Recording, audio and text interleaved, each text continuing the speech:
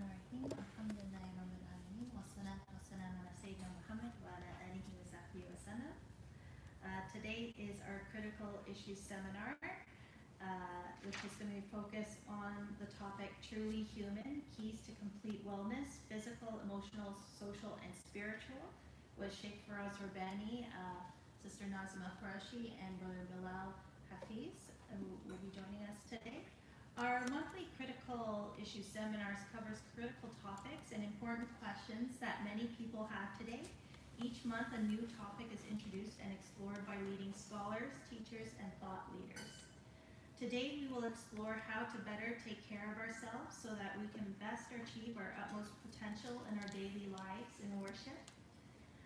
We'll start with Sheikh Faraz Rabbani. He's a renowned scholar specializing in Islamic law and theology. He spent 10 years studying with leading scholars of our times in Damascus and Jordan. In 2007, he founded Seeker's Guidance, and it's been running since then. And since 2011, he's been named one of the 500 most influential Muslims by the Royal Islamic Strategic Center. This topic is also very important because Sheikh Faraz and our family has also embarked on healthy eating and exercise as a way of life. So it's especially critical for attaining your utmost potential, because especially when you compare before and after, I think before a lot of us, or I guess as we're getting older, you have a lot less energy and you don't really realize when you're not taking care of yourself compared to when you're eating well, and giving your body its rights, which is what the seminar is about today. So we'll start with Sheikh Faraz Rabbani.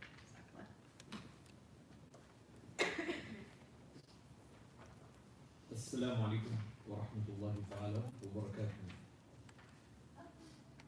Bismillahir Rahmanir Rahim. Alhamdulillah, alhamdulillah, alhamdulillahi Rabbil Alameen.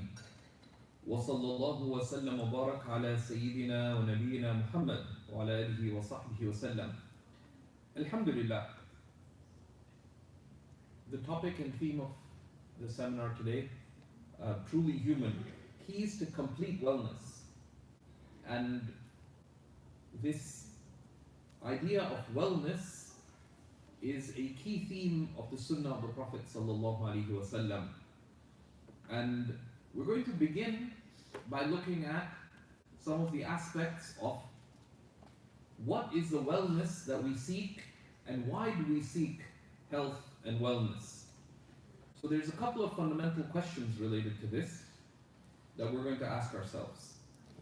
And these are important for us so that we understand how do we approach wellness as believers. We're going to ask ourselves the question, what is the human being? What is wellness? And what are the aspects of human wellness? So, philosophers, thinkers, concerned humans have always wondered, what is the human being? And we could unpack this slowly, but that's not the direct theme of our seminar, so we're going to hit it right away.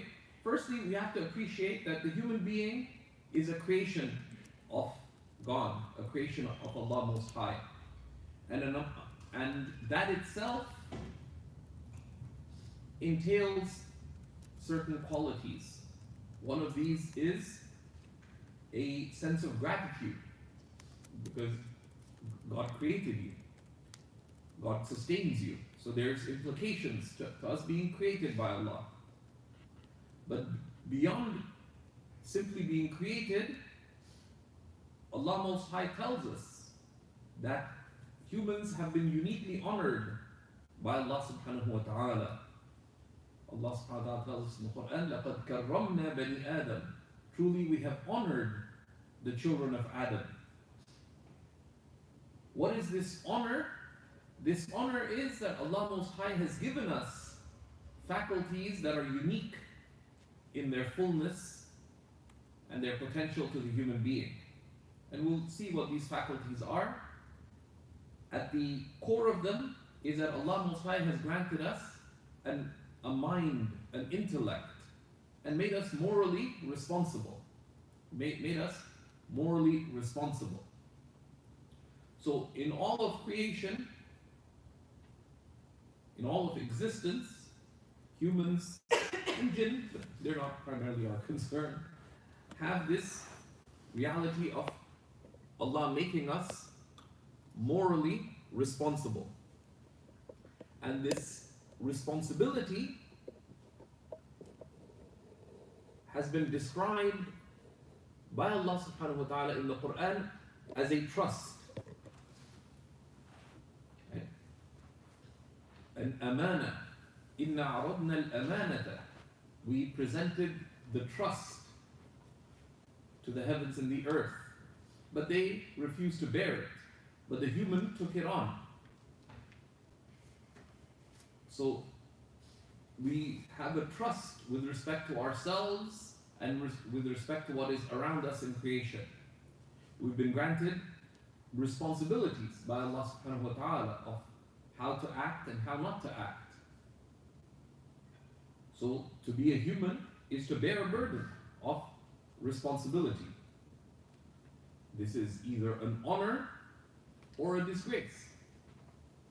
But it is also, of course, an opportunity. It is an opportunity because the believer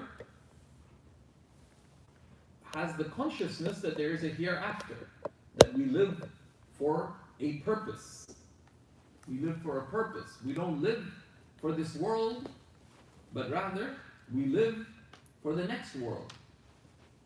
A believer is one who realizes وَلَلْآخِرَةُ خَيْرٌ لَكَ مِنَ الْأُولَى. The next life is better for you than this. Our body is with us in this life. But what is the body?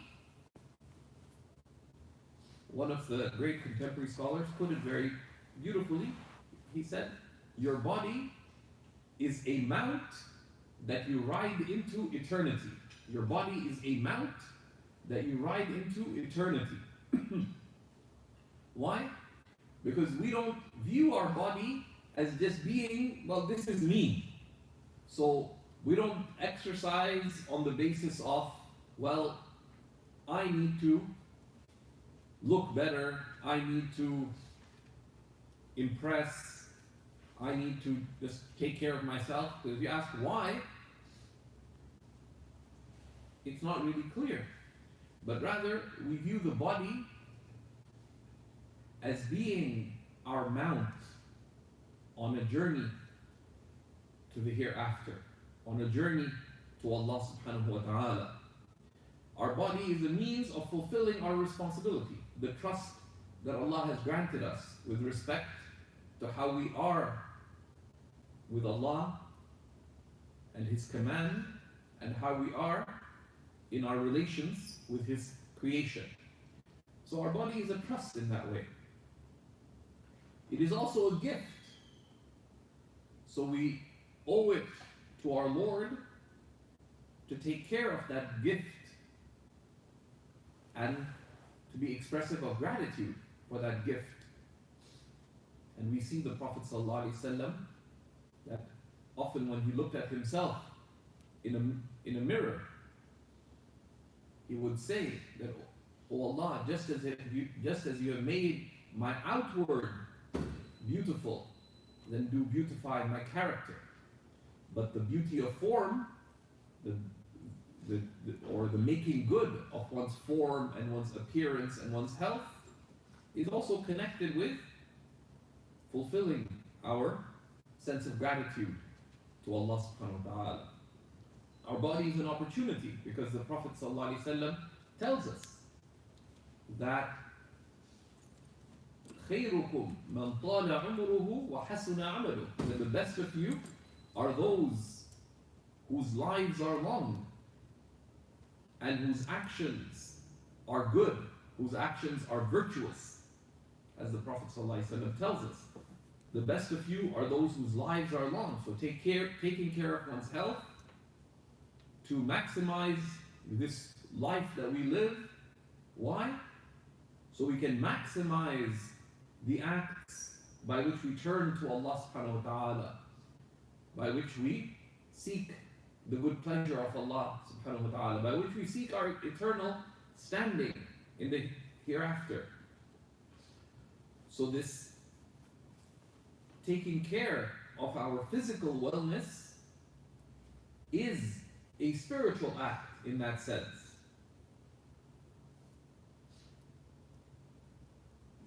Though of course, taking care of physical wellness without the other aspects of wellness is deficient, because you are not, your actions arise not only from your body, your actions arise from the entirety of your faculties, as we will see. So this hadith is a call not only to physical wellness, but also to spiritual wellness. We take care of our physical wellness to have long lives, but we also need those other aspects of wellness that facilitate for us virtuous actions. وَحَسُنَ عَمَلُهُ, and whose actions become virtuous. So here the question of course arises, that what makes you human? And what are the aspects of your humanness? And the human being is an animal.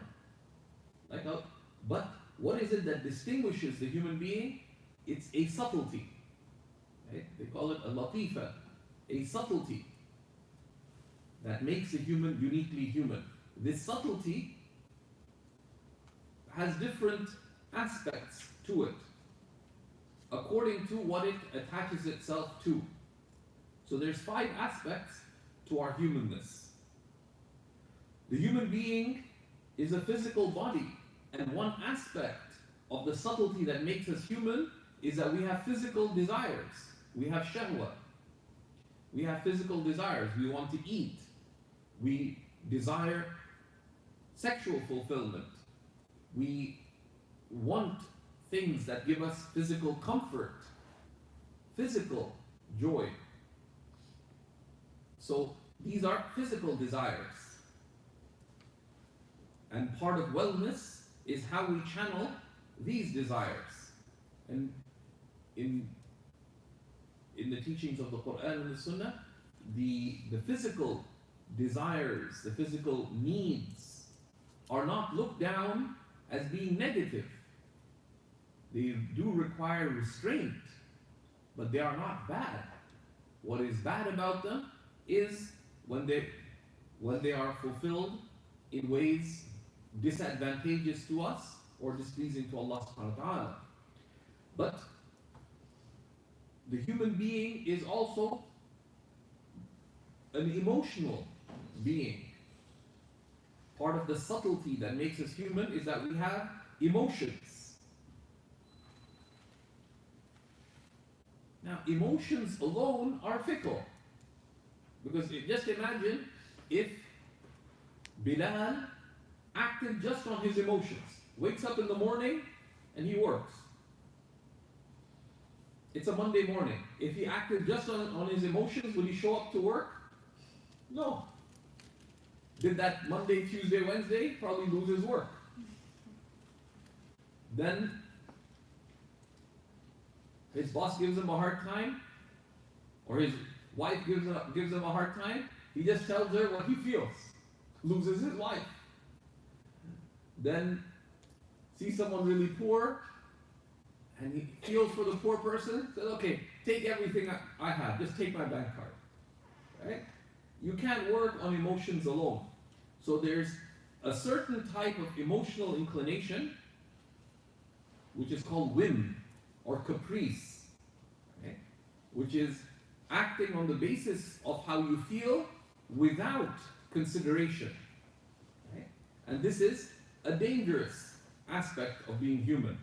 There's positive emotions as well, and we look at those, but this is one aspect of humanness. We have physical desires, we have emotional inclinations, but we also have a mind and the capacity to reason. Now, the mind has many virtues, but it cannot act on its own. The mind needs the physical, it needs the emotional, but the mind also needs the spiritual, because otherwise the mind is itself at a loss. That on what basis do I choose? And we're going to look at how how we understand the mind and its purpose in a moment.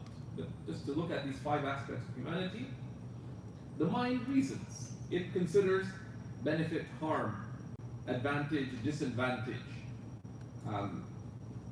The 4th aspect of what makes you human is the spiritual heart. And we're not talking about the physical heart here, but the spiritual heart, which is the capacity within one to incline towards higher meanings, towards the pleasure of Allah subhanahu wa ta'ala, towards the hereafter. But there's something higher than the heart, which is the soul, the ruh. And we'll talk about the difference between the heart and the soul, but these are 5 key aspects of humanity. The merely worldly is your desires and emotional inclinations. These are your animal self. Right? Your animal self. And Allah subhanahu wa ta'ala tells us about the merely worldly, those who are in denial of God, or those who are in complete heedlessness of Allah, that they are but like cattle. In whom can an'am, rather they are far more misguided, because cattle are fulfilling their existential purpose.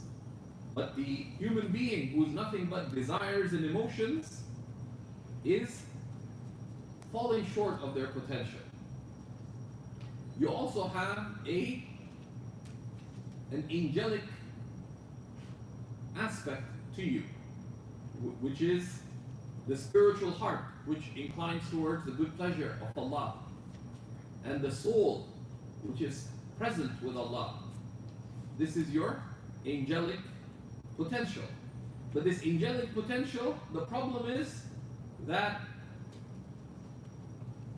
the heart and soul need the body.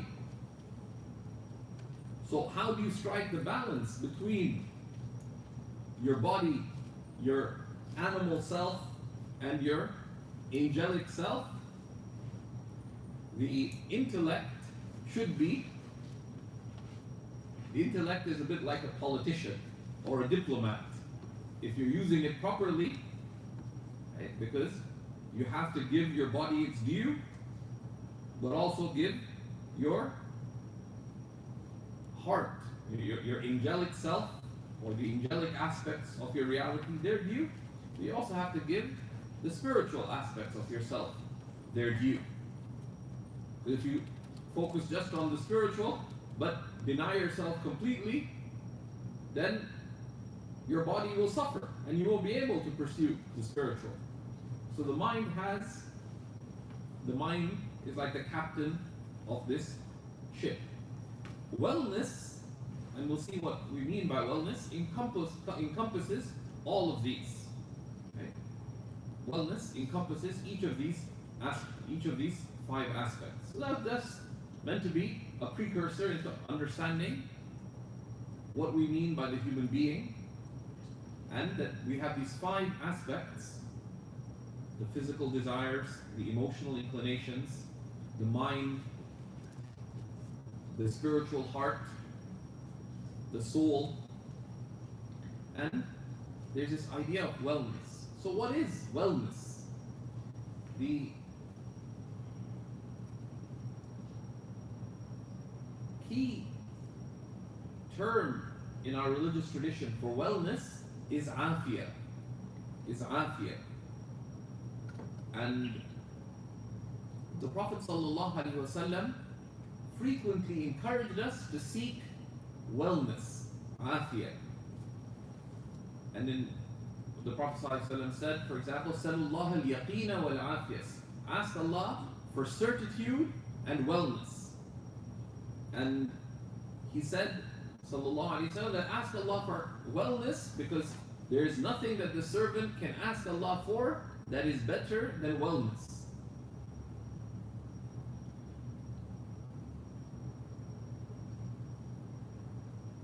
So that's why the question, how are you, is a very complicated question. Because how are you refers to a very comprehensive sense of wellness. Okay? Like, how are you? How are you physically, emotionally, mentally, spiritually, and how are you in your presence with Allah? And I'm still troubled by in December I was in Turkey, and one of my teachers who I first met in 1997 in Damascus, we were just having breakfast and coffee together. Stared at me with a Cheshire Cat smile and said, "How is your heart with Allah?" I stared back at him and said, "The breakfast is getting cold." That's a rough question. So, what is this? How do we understand afiyah? Okay? Afiyah is understood as being free of harm, free of everything that harms a state of being characterized by good. Right? It's notoriously difficult to describe, but afiyah, the first sense of afiyah is to be free of harm, such that the states of good and goodness are thereby preserved in every way. Okay? In every way. And looking at the teachings of the Quran and the teachings of the prophetic tradition and the lived example of the Prophet ﷺ and the early Muslims, the scholars always saw that physical wellness, emotional wellness, and spiritual wellness are interconnected. Wellness relates to all aspects of what it means to be a human being, physically, emotionally, mentally, spiritual, with the spiritual heart, and with the soul. And there's of course many other aspects of wellness. They also describe the idea of social wellness, because it is difficult to sustain emotional, mental, and spiritual wellness without the context of relationships, family relations, community relations, relationships of friendship.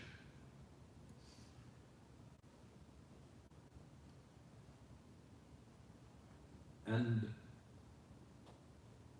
so and the Prophet ﷺ's encouragement to keep asking Allah for wellness is that one should be actively working on each of these aspects of our wellness.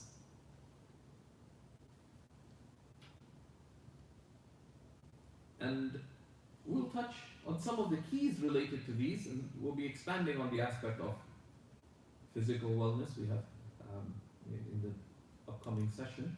But just from a religious standpoint, physical wellness is something that is remarkable in the Islamic tradition. Why?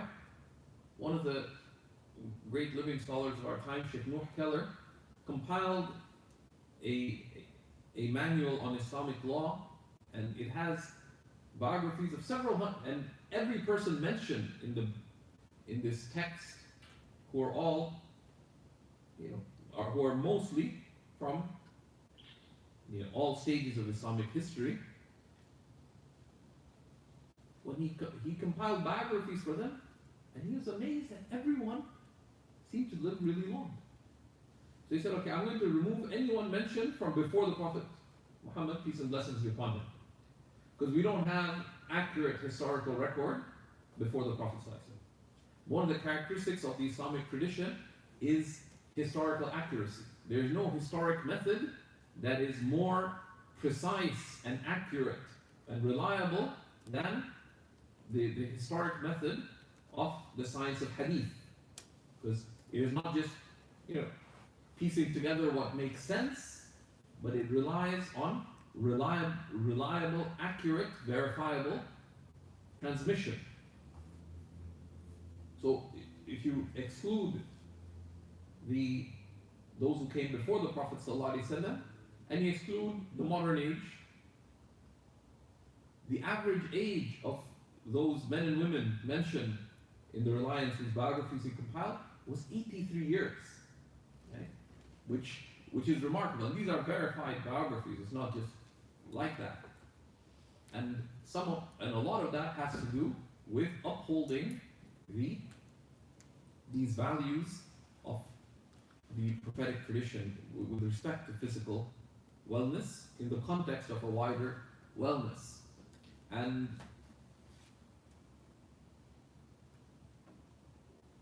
the Prophet ﷺ himself upheld his physical health remarkably. When the companions described him in Medina, it's important to step back that when he's being described in Medina, he's in his 50s. Revelation came to the Prophet ﷺ at the age of 40. He migrated to Medina after over 10 years in Mecca. So now he's in his 50s, sallallahu alaihi wasallam, when he participated in the battles that took place after the first foundational years in Medina. He was well into his 50s, sallallahu alaihi wasallam. But he's described that he stood straight. He did not stoop, sallallahu alaihi wasallam. His stomach did not protrude. He walked in a remarkable manner. He walked with strength and vigor. He didn't drag his feet, but rather he raised them with purpose, and he took long strides. Some of the young companions said, we used to struggle to keep up with the Messenger of Allah sallallahu alaihi wasallam. One of the companions described his walk that it's as if he was a ship cutting through the ocean. Others described that he walked as if it was spring water going down a hill. Yet he walked calmly and with dignity, unrushed, not losing his breath, sallallahu alaihi wasallam. And that is expressive of taking care of his physical health, sallallahu alaihi wasallam. And there are a number of keys that we see from prophetic teachings related to this. One is that the quality of taqwa, of mindfulness, has many spiritual implications, but taqwa also has health implications. That a believer would shield themselves firstly from things that are sinful. And those things that are sinful have physical harms as well as spiritual harms, invariably. So things like the prohibition of alcohol and intoxicants, etc., these have physical implications. But taqwa begins with the leaving of sin. But mid-level taqwa is also to leave those things that are disliked, which is anything that is harmful or displeasing to Allah subhanahu wa ta'ala. So this quality of taqwa is to rein oneself back, is to restrain oneself, firstly from what is sinful, but then from all that is disliked by Allah or disadvantageous in your relationship with Allah.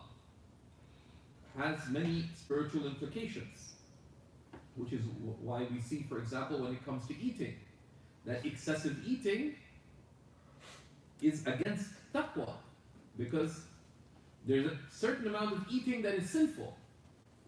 Eating more than one's fill consistently is sinful. Eating permissible food excessively is sinful. Unless there's reasons behind it. Eating in ways that harm your health is disliked at the very least. And it can add up to being sinful, especially if you should have known better. So that's the first quality. Mindfulness of Allah subhanahu wa ta'ala, restraining oneself from sin, but also from what is displeasing to Allah. Another spiritual aspect of physical wellness is that the Prophet ﷺ taught us to do everything with purpose and intention. He tells us ﷺ, truly actions are by their intentions, and each person shall have whatsoever they intended. So the idea of purposefulness in all the choices that one makes. And what is purposefulness? That whatever choice you make, seek the pleasure of Allah subhanahu wa ta'ala through it. Even mundane choices like eating. That's why we begin in the name of Allah subhanahu wa ta'ala. Right? That I'm doing, we say Bismillah, that I am beginning my eating for Allah, by Allah, with Allah. Right? That's the three meanings that we express when we say Bismillah. It is not just a ritual act that we do, it's a spiritual act of purposefulness. Right? So to do everything that we do with purpose, but particularly, and this affects one's physical wellness as well, because if you consider that the third slice of cheesecake may not be the most purposeful of acts. Right? What is the intention in the act? This affects one's physical wellness. And the third quality that is a key to physical wellness is the quality of non-attachment to worldliness, zuhud. And by worldliness, and the Prophet ﷺ said, someone came to him and asked that, O Messenger of Allah, guide me to one action, to one matter, that if I uphold, Allah will love me and people will love me. That's like that's like you want the magic pill. Okay? One thing, if I uphold, people will love me, Allah will love me and people will love me. So the Prophet ﷺ said, Izhad fi dunya yuhibbuk Allah. Renounce worldliness and Allah will love you. And renounce what's in the hand of people and people will love you. And zuhud, renunciation, is we don't renounce this world. Worldliness is anything that busies you away from Allah subhanahu wa ta'ala, whether because it is sinful, harmful, or distracting. And whether it's sinful, harmful, or distracting. So don't attach yourself to anything. And that's what we understand by worldliness. Worldliness has three characteristics. It is that which is sinful, that which is harmful, or that which distracts you from Allah subhanahu wa ta'ala. So non-attachment to worldliness gives us restraint, right? Gives us balance. But this approach to physical wellness has a number of implications. The Prophet ﷺ is very, very clear about a key to physical wellness is to eat less. And this was integral to the prophetic example itself. And we'll see the prophetic teachings on that. The Prophet ﷺ rarely ate a full meal. His food, despite being in a position where he could eat whatever he wished, and he was the leader of the community, but he chose restraint in his diet and instilled that in his household. And how does one do that? It's not easy. It's those three qualities: the sense of taqwa, of mindfulness of Allah, eating with purpose and intention. Right? Food is not a goal in life. You are not created for the steak. Okay? You are created for a higher purpose. Right? You're not created for the cup of coffee. Right? And non-attachment to, and we're now saying this idea of zuhud, to not attach oneself to things that are not ultimately consequential. And the Prophet ﷺ gave us an amazing key to this in one of the central hadiths related to eating. And sometimes people quote the final third of this hadith. But it begins, which is the rule of thirds, but even that, of course, people sometimes quote it, but ignore it. The Prophet ﷺ said, مَا مَلَى ابْنُ آدَمَ وِعَاءً شَرًّا مِنْ بَطْنٍ. The child of Adam fills no container more harmful than a stomach. And the Prophet ﷺ was given encompassing speech. He said, the child of Adam fills no container more harmful than a stomach. What is that container? That container is the human being. Okay? And the Prophet ﷺ in many other hadiths refers to this idea of the wi'a, the container. It's as if in this world you have a container that is you, and there's things to put in it. And you have limited time, so you can only put so much in the container. So look as to what you put into that container.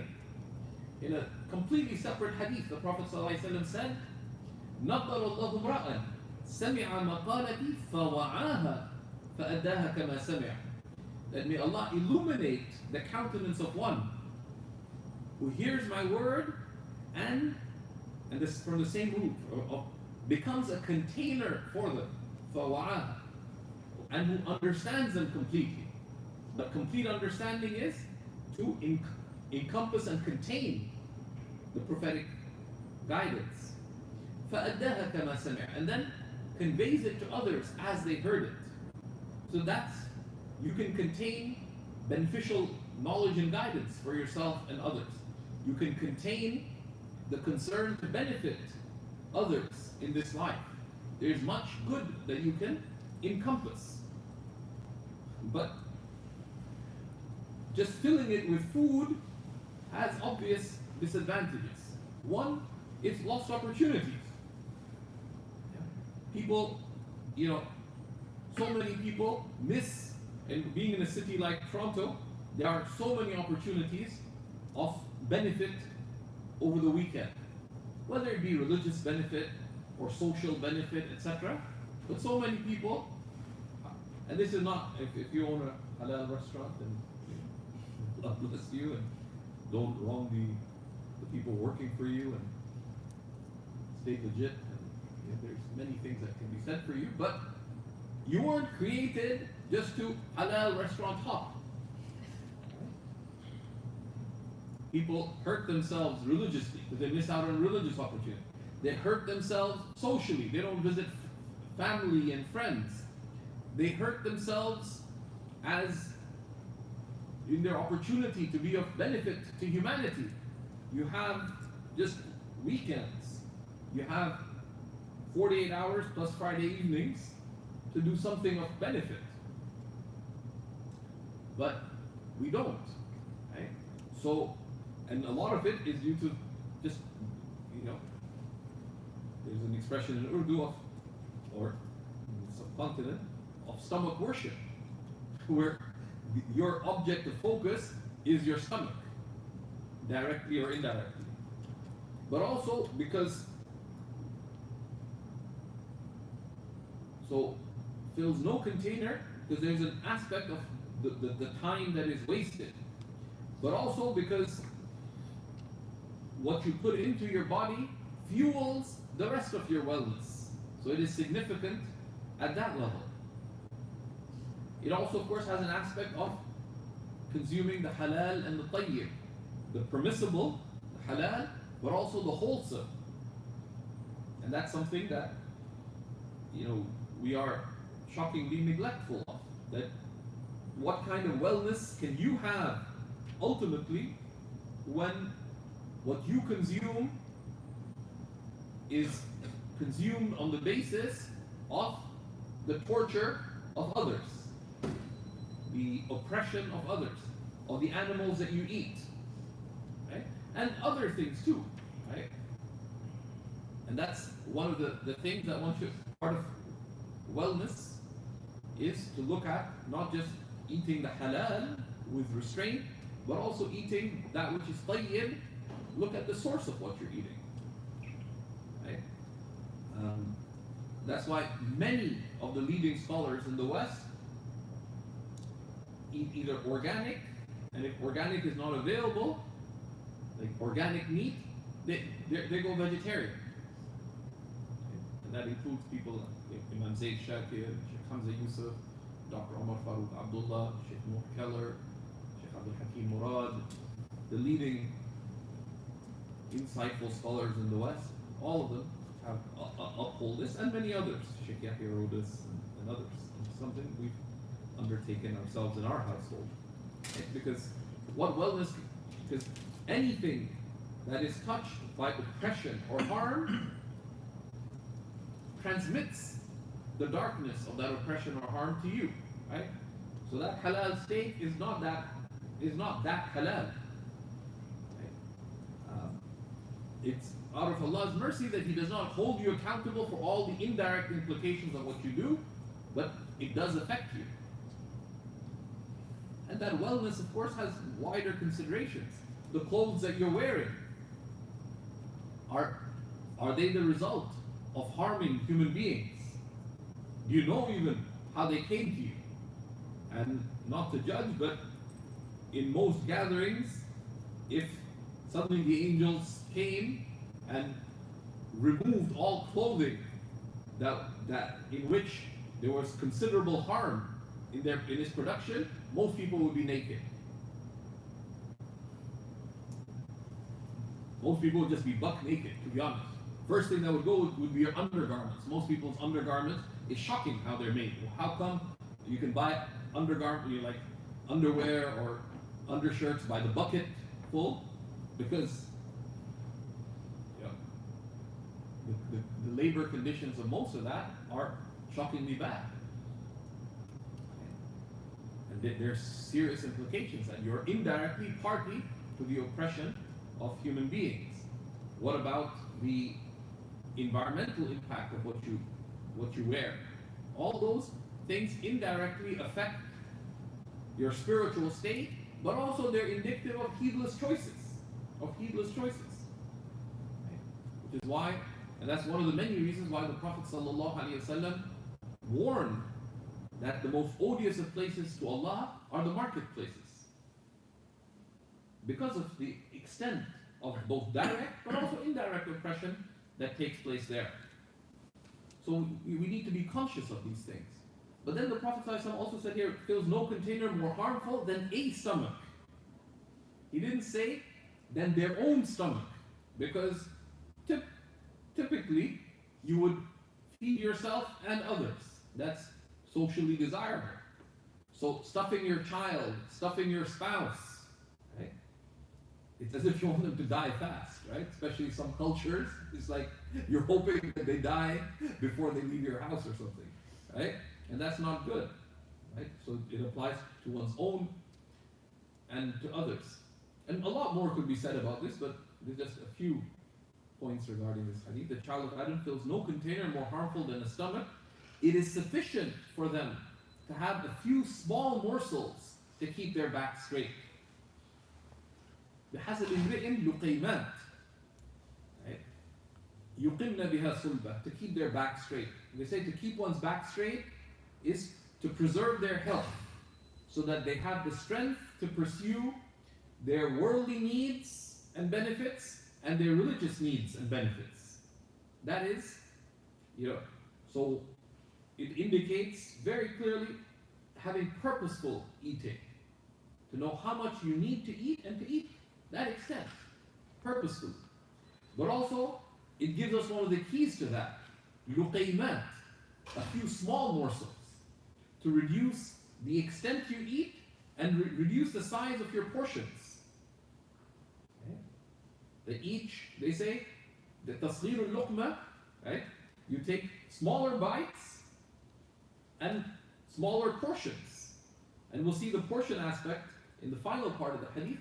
But smaller bites, the Prophet ﷺ taught that one should have a restrained bite. Firstly, don't take a lot. Whether you're eating with your hand or with a spoon, don't stuff it. The Prophet ﷺ also taught that, and it's understood from his example, that one does not, like when one takes one bite, one puts down. Like if one's eating, holding the thing, put it down. Don't, if you're eating from a plate, don't extend your hand to take the next bite, to initiate taking the next bite, until you have swallowed what's in your mouth. And some people, it's as if, it's a highly efficient factory, right? That before you finish swallowing one, you have like a constant CFP, constant flow process. No. And all of this helps.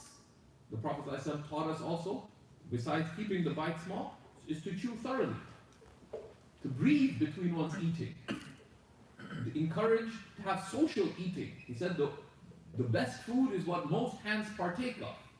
Because there's social benefits to that, but it also helps reduce the extent of mindless eating. It is sufficient for them to have a few small morsels to keep their back straight. And this is not a call to eat, to mortify oneself, to eat so little that you harm yourself. But I've been sort of indirectly spying for several years when people eat, they come to the public gatherings. I have almost never seen anyone take anything less than a stuffed plate at a gathering here at Seekers or in social gatherings that I've been to. Whether it be within family, maybe we have two families from two different parts of the subcontinent, but also at other gatherings. It's sort of not spy too much, just look around. Everyone stuffs their plate.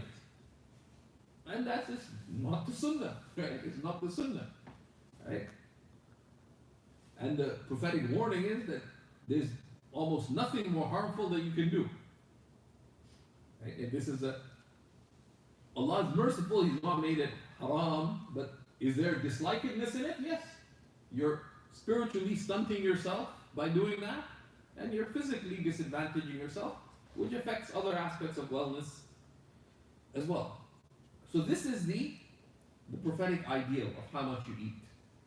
Now then he said, if one must, then have 1/3 for your food, 1/3 for your drink, and leave 1/3 for your breathing. And that is the prophetic dispensation. Right? The scholar is very practical. What does it mean to have 1/3 of your fill? I don't know what's my fill. I can eat a lot. Okay? So they said that 1/3 of your fill is to eat half of what you would normally incline towards eating.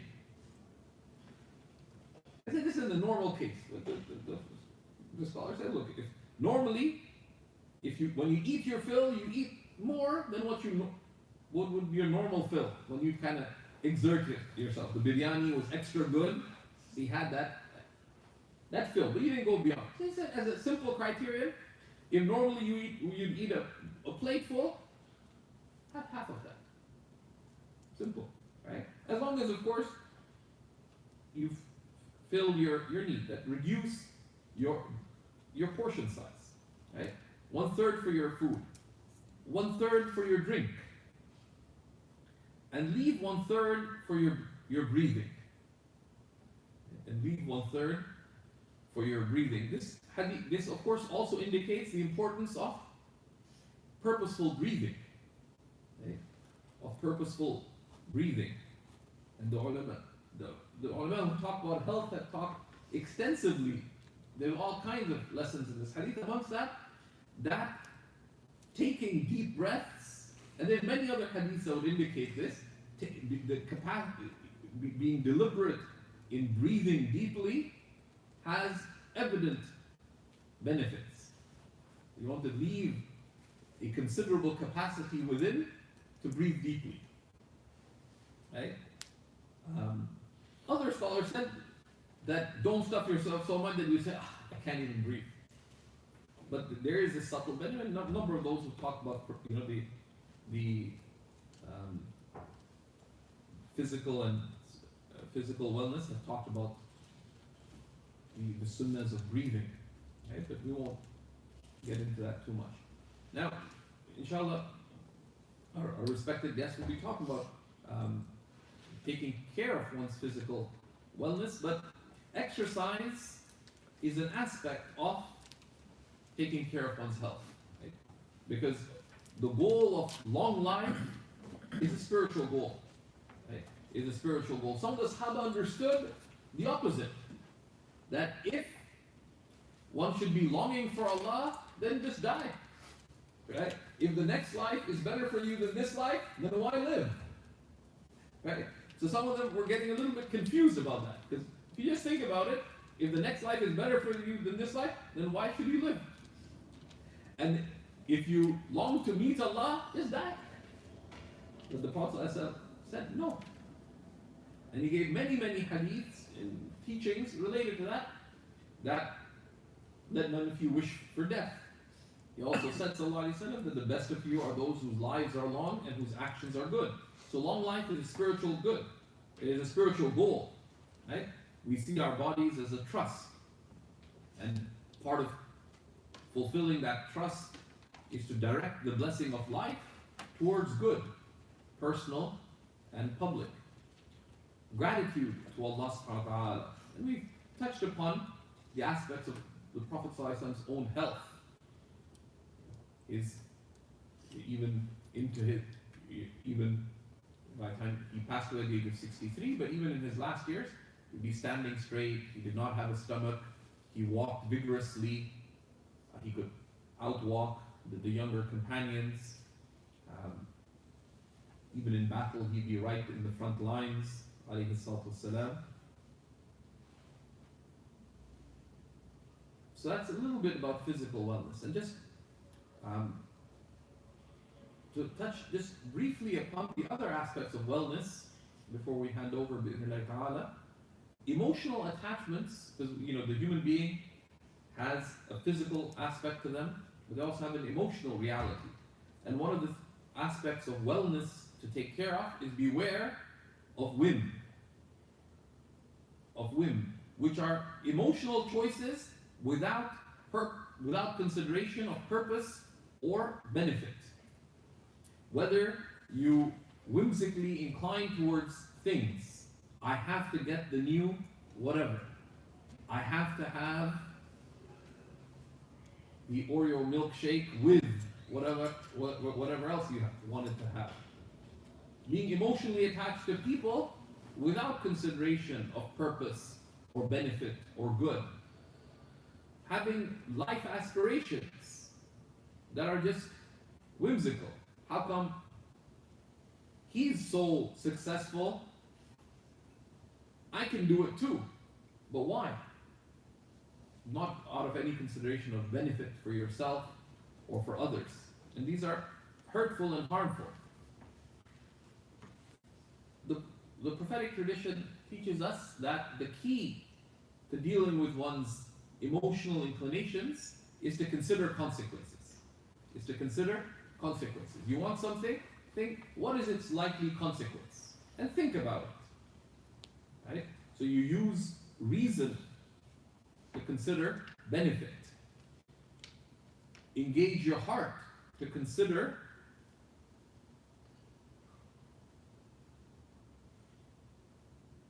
is this going to be pleasing to Allah subhanahu wa ta'ala? And then sometimes one may need to restrain one's emotional attachment to things or people or aspirations. Right? So we use our reason and our heart for healthy and beneficial relating emotionally to things. And sometimes one just has to turn away. That emotional inclination could be detrimental. But sometimes that emotional inclination, you think that this seems really nice, but if you consider it, you realize that there's multiple benefits in it. You can use it as a means of good. You can use it as a means of gratitude. You can use it as a means of seeking the pleasure of Allah subhanahu wa ta'ala. Then that's not whim. It is purposeful. The mind's like an accountant. Okay? They say that, some of the scholars said that you can marry out of love. Allah subhanahu wa ta'ala said you can marry out of love or mercy. They said sometimes you marry because you incline towards somebody. That's love. And other times you don't love somebody, but you just marry because it makes sense. So then, if you don't have love for them, then just have mercy for them. Of course, there's a higher purpose. You should have both love and mercy to the person you marry. But the mind basically considers benefit and harms, and the mind makes choices. Right? The mind makes choices on the basis of consideration. And the mind is the seat of moral responsibility. Okay? The mind should be governing the physical and emotional, and the mind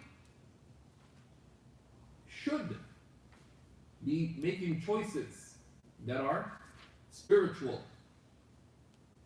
So the mind really is the captain of the ship of your heart. And a lot can be said about the mind, and Sheikh Yahya Rodis has an amazing class on seekers where he explains book 21 of the Ihya of the Imam al-Ghazali on the marvels of the heart, which describes the mind and how it relates to the other faculties. But there's a few characteristics of the sound of the healthy mind. One is the capacity to soundly reason. And this has always been important, but it's very important in our times when we are surrounded by all kinds of sophisticated tugs on our desires and whims. And all kinds of things that would cloud our reason. The idea of fake news is part of a much bigger human phenomenon. And not reasoning soundly affects us physically, it affects us emotionally, it affects us socially, it affects us financially, it also affects you spiritually. So being able to reason soundly is critical. And there are many ways to, and reasoning is a set of principles.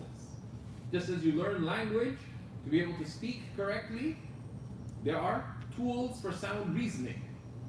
And there's many ways you can learn the tools of sound reasoning, but this is something that one pays attention to.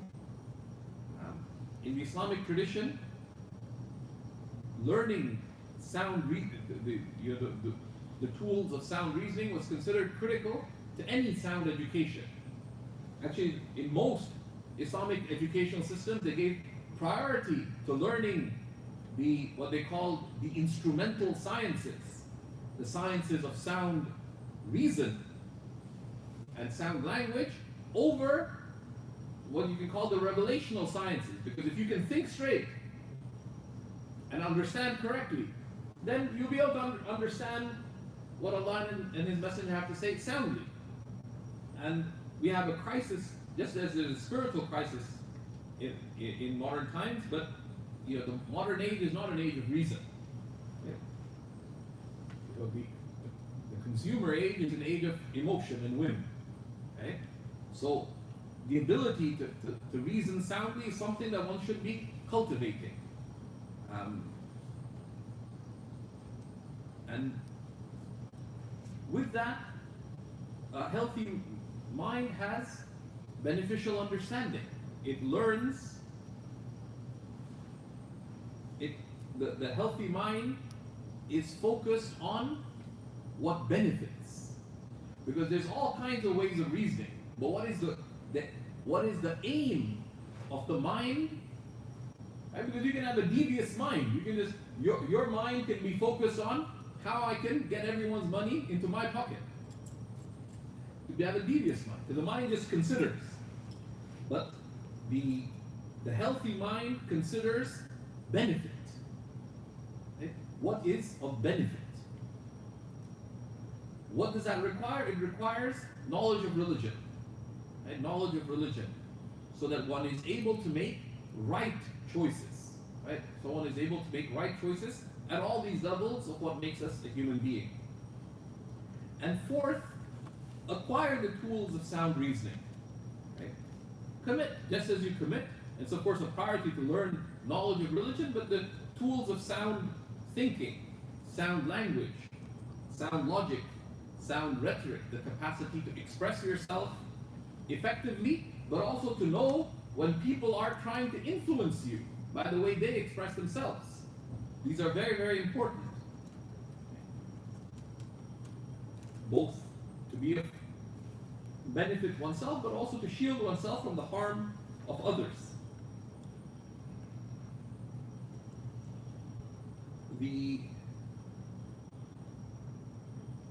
The fourth aspect of our humanity, of what it means to be a human, and fourth aspect of wellness, is to take care of the state of your heart. And your heart is what you present to Allah on the Day of Judgment. Everything else is just decoration. Your house is decoration, your car is decoration, your body is decoration, your knowledge is decoration. All of it is just decoration. And all of it could be of good. Because the gift, if wrapped well, is worth more than if it's just given like that. And to protect the gift, you do need to wrap it. But ultimately, it is only your heart you present to Allah. Allah subhanahu wa ta'ala says in the Quran, in the 26th surah, verse 89, يَوْمَ لَا يَنْفَعُ مَالٌ وَلَا بَنُونَ. It's, the Day of Judgment is a day when neither wealth nor family will benefit one, let alone anything else. Because people depend on wealth, they depend on family, but nothing will benefit you whatsoever. إِلَّا مَنْ أَتَى اللَّهُ بِقَلْبٍ سَلِيمٍ, except one who comes to Allah with a sound heart. So the first thing you're asked about is your heart, and everything else only counts for you if it arises from a sound heart. Of course, the heart, taking care of the heart is a lifetime endeavor, but there are 4 or 5 keys that relate to what we mentioned earlier. The first is to have purpose in life, purpose and intention. And the Prophet ﷺ said, Al-qasd tabluhu. Remain purposeful, and you will attain. What is the purpose? Seek Allah subhanahu wa ta'ala. Guide us to the path that is straight. We keep repeating that. Ihdina as-sirat al-mustaqim. Guide us to you. Guide us to your good pleasure. Right? So the sound heart is a heart that has singularity of purpose. It is seeking Allah subhanahu wa ta'ala. Right? And the soundness of heart is cultivated in each of your choices. Whenever you make a choice, seek the pleasure of Allah in that specific choice. And cultivate that. Whether it be that steak you eat, or that cup of water that you drink, or the choice as to whether you buy these trousers or those. Seek the pleasure of Allah subhanahu wa ta'ala through that. Because you know what are you seeking in this life. Second is, a healthy heart follows the sunnah of the Prophet ﷺ. This gives us restraint. It gives us purpose. In everything, choose that which is closest to the example of the Prophet ﷺ. And at the heart of the sunnah is the pleasure of Allah subhanahu wa ta'ala and presence with Allah. And prefer that to your own whimsical choice. Take that as a standard.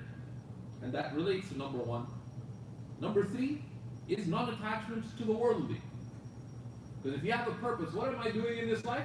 I'm seeking the pleasure of Allah. If this isn't a means to the purpose of Allah, what do I have to do with it? Simple as that. Right? And part of the marvel of the sunnah of the Prophet ﷺ is that the mundane can be made meaningful through gratitude and through good intentions. Right? The fourth is, how do you cultivate a healthy heart? The fuel of spiritual health is the remembrance of Allah subhanahu wa ta'ala. Because by remembering Allah, you are defining what your purpose is. Because rather than letting your mind drift here and there, you're directing your attention and focus upon Allah subhanahu wa ta'ala. It cultivates all the meanings above. Right? Every one of them is cultivated by the remembrance of Allah subhanahu wa ta'ala. But remembrance connected with reflection, with fikr, with reflection. Pause and think about what matters. Think about Allah. Think about your relationship with Allah. Think about what you are prioritizing in this life. And one of the ways to instill this and to give wellness to the heart is to begin by reflecting at two moments in one's day. Before you go to sleep, reflect on your day and what you did. Anything of the good, worldly or religious, that you find in it, praise Allah subhanahu wa ta'ala for it and have gratitude to Allah for it. Anything in which you find sin or wrong or just heedlessness, repent to Allah. Renew your commitment to have higher purpose in those matters. And then go to sleep. When you wake up, even if it's for a few moments, think about your day. How will I seek the pleasure of Allah in my day? How will I have purpose in my day? How will I have intentionality in my day? How will I bring the sunnah of the Prophet in my day ahead? How will I cultivate non-attachment in my day? Okay? To reflect, even a few moments of reflection, okay, are worth more than a lifetime of heedless living. And finally, something that encompasses all of this is recitation of the Quran. Right? Recitation of the Quran. Right? Because recitation of the Quran expresses all the above. And to the extent that we can connect our hearts to the Quran, can we really live these realities. Right? Especially if we couple the recitation of the Quran with items 1 to 4 above. The last aspect of our wellness, and in many senses, all the previous aspects of wellness are just a precursor, even your heart. Like, why do you present your heart to Allah? Right? There is what we can call the highest wellness. Okay? And a person is only really alive if they have some share of this wellness. One of the poets said that على نفسه فليبكي من ضاع عمره وليس له منها نصيب ولا سهم. Upon their own self let cry, one who wasted their whole life and who doesn't have of this some portion or some share. And that highest wellness is the wellness of your soul. Okay? The soul, every one of us has a soul. Most of us, our soul is busily asleep. Okay? And part of what we need to realize is that you're not merely a body. You're not just, you're not just a body that is made for input of food and output of things that we shouldn't be mentioning. You're not merely emotions. Some people live as if their life is one Bollywood movie. It's a whole string of emotions tied together by a whole bunch of food. Right? You're not merely emotions. You're not just the mind. The mind is miserable. The mind's like an accountant, and no disrespect to any accountants. Right? A or B. right? But you're not merely a heart. And even the heart, as great as it is, right? Right? There's something higher than that. Because the heart will get you into the king's castle. But it's the soul that is with the king. Right? The lover doesn't want to be in Layla's. Okay, don't get bad ideas, by the way. Right? Right? The heart will get Zubayr into Zubayda's home. But the true lover wants to be with their beloved. Okay? Wants to be with their beloved. That's the higher seeking. And your potential is a soul that is present with Allah subhanahu wa ta'ala. And that is the state of complete wellness. Right? And that's beholding wellness. The Prophet ﷺ told us, and there's numerous hadiths, right, that the highest of faith, said the Prophet ﷺ in the hadith in Tabarani, the highest of faith is that you live as though you behold Allah subhanahu wa ta'ala. Sayyidah Aisha describes the state of the Prophet ﷺ, that the Prophet ﷺ took no step, nor was ever still, except in a state of consciousness of Allah subhanahu wa ta'ala. When Jibreel alayhi salam asked the Prophet sallallahu alayhi wasallam, what is ihsan? What is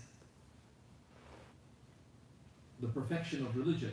What is the perfection of human potential? What is perfection? What is excellence? And we interpret it as what is spiritual excellence, perfection of religion. But ihsan means what is perfection? What is excellence? He said, Al-ihsan an ta'bud Allah ka'annaka tarah. The perfection of religion, the perfection of human potential, perfect wellness is to be in a state of submission to Allah as though you behold Him. That's what we should be aspiring to. Everything else, all the other aspects of wellness are meant to lead us to this, said the Prophet ﷺ. And if you don't yet behold Him, then know that He beholds you. So be mindful, be conscious, uphold restraint. So that, why? Because there's a higher purpose that we're aspiring to in this life. So we ask Allah subhanahu wa ta'ala to grant us all of these aspects of wellness, but one must begin somewhere. So we see that we have a roadmap of aspects of wellness that we must be committed to take care of. I will stop here. We ask Allah subhanahu wa ta'ala for complete wellness, physical and emotional and mental and spiritual, and for us to have presence with Allah subhanahu wa ta'ala, which is the greatest of all we could seek. Wa sallallahu ala sayyidina Muhammad wa ala alihi wa sahbihi wa sallam walhamdulillahi rabbil alameen. And we'll give a few minutes to stretch, and then I'll hand over. Sorry, we started a little later than expected today. And after our guest's presentation, we'll have some opportunity for questions and answers as well.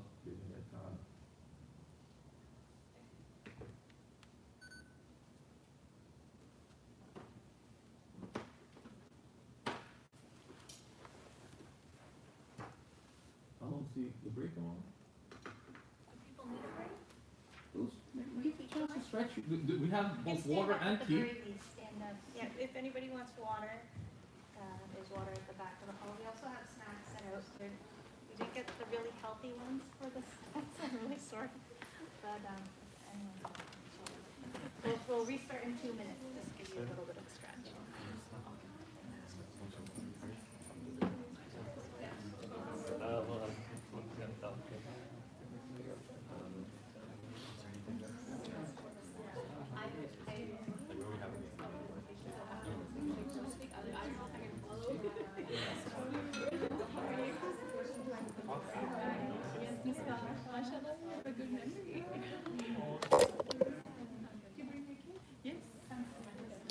Yes.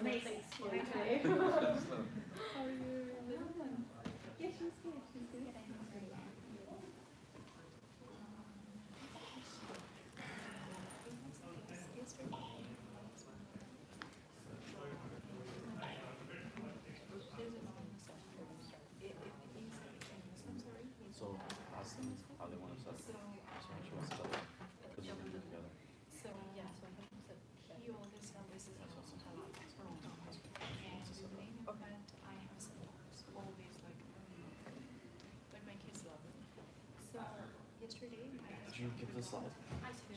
I have the slide. You have it? Okay. So, Do you want us to control it or do you want to control it? Doesn't matter either way, to be honest. you guys would know probably better what. Yeah, that's when fine. to That's put fine. the Yeah, slides. yeah, that's fine. Sure. If it's not a big deal, when the slides. No, no, no. Do you have a separate fob for it, or is it just press it from there? Yeah, I think I just pressed it. Okay. Hmm? Yeah. I saw a small piece of the and I asked him that I told you to put it back anyway. Why did he say oh, it's just a mistake? And I was going to tell him that yeah, but it's so I didn't eat it, but I had one of the good apples. I stopped to visit and the guest room is empty. Yeah, but like I know, so if we speak about it, we have No, because it's not even if it's from Muslim. And I got like bread and I was like, because getting upset because I was thinking like, am I doing wrong because I was stopping them and there's and then my husband was saying, so I'm not sure about that it's makruh. They were saying it's makruh. So Jade, they were saying no, it's You had mentioned another lady who was arguing with me about veil. And he was saying no, covering head is not that necessary, the mask is not that necessary. He did help out with my background is but he said like at least we're not doing like So, part of the problem that I mean, we're still like, So I said really? still young. Most of what we have translation, and most of them are written, right? So there's stuff that's scattered here and there, so that's a bit of the there's a number of books on like prophetic medicine. Some of it's very, like contextual, but there's one by Ibn Qayyim, for example. They touch upon aspects of, besides the diet and nutrition aspects of health and wellness. So that's one component. Also, then when they talk about the physical description of the Prophet in the works of Shama'il, there's a lot of insight there about his diet, but also his appearance, and understand like his walking, many of those aspects. Now a lot of that translated in the school way, but to be honest, it's a bit scattered. But two of the main areas. One is the work of Shammai. yeah, so after. Okay, thank you. So we can just both set up. A number of areas where something requires Do we need to actually both the mic up? physical description of the prophet has many of these aspects. Number two is Get set up. a couple of works on prophetic medicine, particularly the one by Ibn Qayyim, which is translated Yeah, into it's set up. Islamic text The mic, we both need to be mic'd up or? I think should those books. So that touches upon a number of these things. Some of it is sort of more just sort of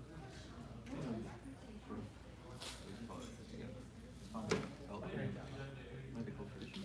in there was interesting. They start off by saying What's happening with the mic? Are they both? The mic, we have, we'll Are they start sharing off the by mic or? saying both that of you. in order, but you need the wrong for This this. has. Oh, Should, they're both- so should we take turns looking on between depending on the speaker?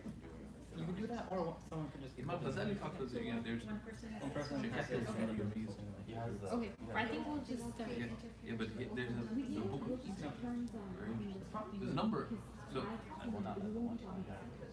so we'll just take turns looking at Desires. yeah. But there's So there's that, but there's also the book on eating. So there's a lot of the wisdom there on just taking care of one's health. That's published. I was very annoyed because it was a small book, but they tried to publish it for like $20 something, 50 pages. That's I didn't know that. yeah. Chiquette was already being taught. It's like, isn't it amazing his work? Oh, isn't it really amazing? What are you trying to get at? Just say it.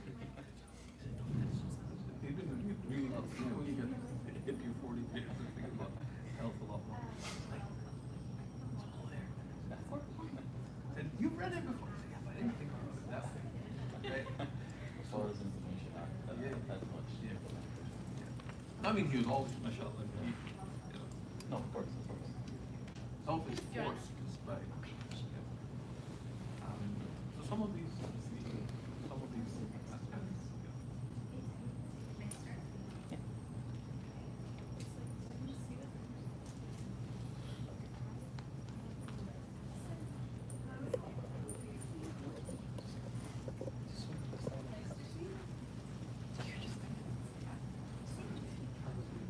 So they can see on here, because they can't see the screens from where you're sitting.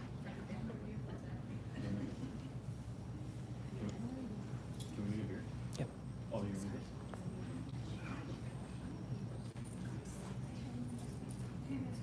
Okay, Bismillahirrahmanirrahim, we're gonna get restarted. I just wanna say I'm personally so excited about this seminar because oftentimes we'll see like people talk about the importance of spirituality in the heart, but they don't often combine it with physical wellness. And physical wellness is such a critical topic in our community and it's very neglected. I often, like when I'm at the masjid, I can't help but like look at the people in front of me and a lot of us are just letting ourselves go, especially as they get older in age. Like people are getting very heavy, they don't work out, they don't take care of what they're eating. Even at our recent retreat, it was a question on we had the human bingo game. How many people have not had sugar in the past month? And people really had a hard time with that question. It was difficult because a lot of people are just a little bit neglectful about what they're putting into their bodies on a regular basis. But I'm guilty here. I broke I had a streak for no sugar for a long time, but then we had s'mores and a campfire, so I had a little bit of that. So in this next presentation, we talked about spirituality and the heart with Sheikh Faraz Rabbani. Now we're going to move to physical wellness. And in this presentation, we have our guests, Sister Nazima Qureshi and Brother Bilal Hafiz. And they're going to share practical tips on nutrition and fitness in order to prioritize your health, improve your energy, and achieve your goals. And they did a really phenomenal tour during Ramadan. I wasn't actually in your presentations, but I saw it online, where they went around the community during Ramadan, because that's one of the times where the community is the most neglectful of their health, actually, in Ramadan, because a lot of people they're fasting throughout the day, and then there's just a lot of poor habits coming into play that can actually worsen your health. So, mashallah, as a husband and wife team, they went around the community on their own accord to talk to people about, thinking about what do you put into your body and are you achieving your utmost potential in terms of your physical strength, which is something that is very neglected. And especially when we look at Islamic history, Muslims were very strong as a people. They were very, careful about what they put into themselves and, their strength. And it was very emphasized in the Sunnah to give that prioritization. So Sister Nazima Qureshi is a registered dietitian and nutritionalist who specializes in working with Muslim clients and providing nutritional guidance that is culturally sensitive. And Brother Bilal Hafiz is a personal trainer and fitness expert who focuses on helping Muslim men become stronger, lose weight, and feel young again. So I'll look forward to that, inshallah. Assalamu alaikum, everybody. We're honored that we were invited to be able to speak here at Speaker's Guidance. We actually attended classes, so it is definitely weird sitting on this side and not on that side. But alhamdulillah, it is kind of hard to follow after the talk Sheikh Faraz gave and a lot of the great points that he mentioned. And so, like the sister was saying, my name is Bilal, my wife Nazima. I'm a personal trainer. I focus on the Muslim community. Both focus on the Muslim community. I focus on the men, and she focuses on women. Running a fitness business in the community has we've had a chance to learn so much. And there is a change that is starting to take place within the community. Oftentimes we assume that we don't want to eat healthier or do a lot of things, but I think there is a change happening. So what we want to do is try to help bridge that gap and just help. That way we're not getting away from our culture, right? We're not getting away from certain traditional activities that we'd like to take part in. We're just implementing certain healthier alternatives into our lifestyle. Right? right? And that's one thing that we want to make sure that we're going to keep. We don't want, because there's a lot of great attributes that we have within our tradition or within our culture that we don't want to lose. So what we want to do is add those physical components and then add the nutritional components into our everyday life. So what I do is, so a little bit about myself before we get started. I run a fitness business. I'm a personal trainer. I do both in person and online. Actually, in person is actually just a few streets down from here. It's a small gym. It's a private gym that I train clients out of. And they're all Muslim men. That's a great part. So if anyone tells you that Muslims aren't looking for change, I run an entire business on just Muslims. So I'm living proof that our community, and similar to this with my wife, we're both living proof that our community is looking for change. And then online is relatively new, but it's great because it doesn't inflict as much on your time, right? And that's usually the two biggest factors is either it's time and then not knowing what to do. So time is something that is great for because it does allow you to be able to do it on your own time and just implement it into your everyday life. And that's the biggest key that we want to try to hit home through this talk is taking what we give you and not trying to turn your entire life and your entire schedule upside down, right? Instead, implement it into what you're doing currently, right? And add it into it, because that way you're allowed consistency and you make it into a habit, right? So for example, myself, when I look at my schedule at the beginning of the week, I never think, am I going to work out? It's when I'm going to work out, right? It's something that's just there. It's something I do, right? If you ask my daughters, they'll know right away, and they'll have even though they're only 2 and 4, the 4-year-old probably has a better schedule than I do. And so it's just something that we've already implemented into our lives that is just there, right? So Zima will start off with nutrition, and she can go over some of the stuff that she covers off as well with the Muslim women in our community. And yeah.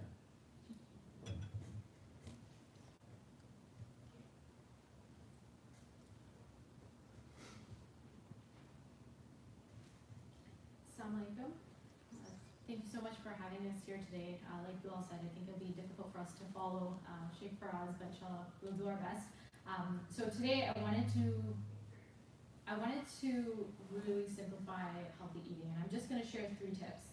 And if we implement just these 3 tips, we'll already be way ahead of majority of the population.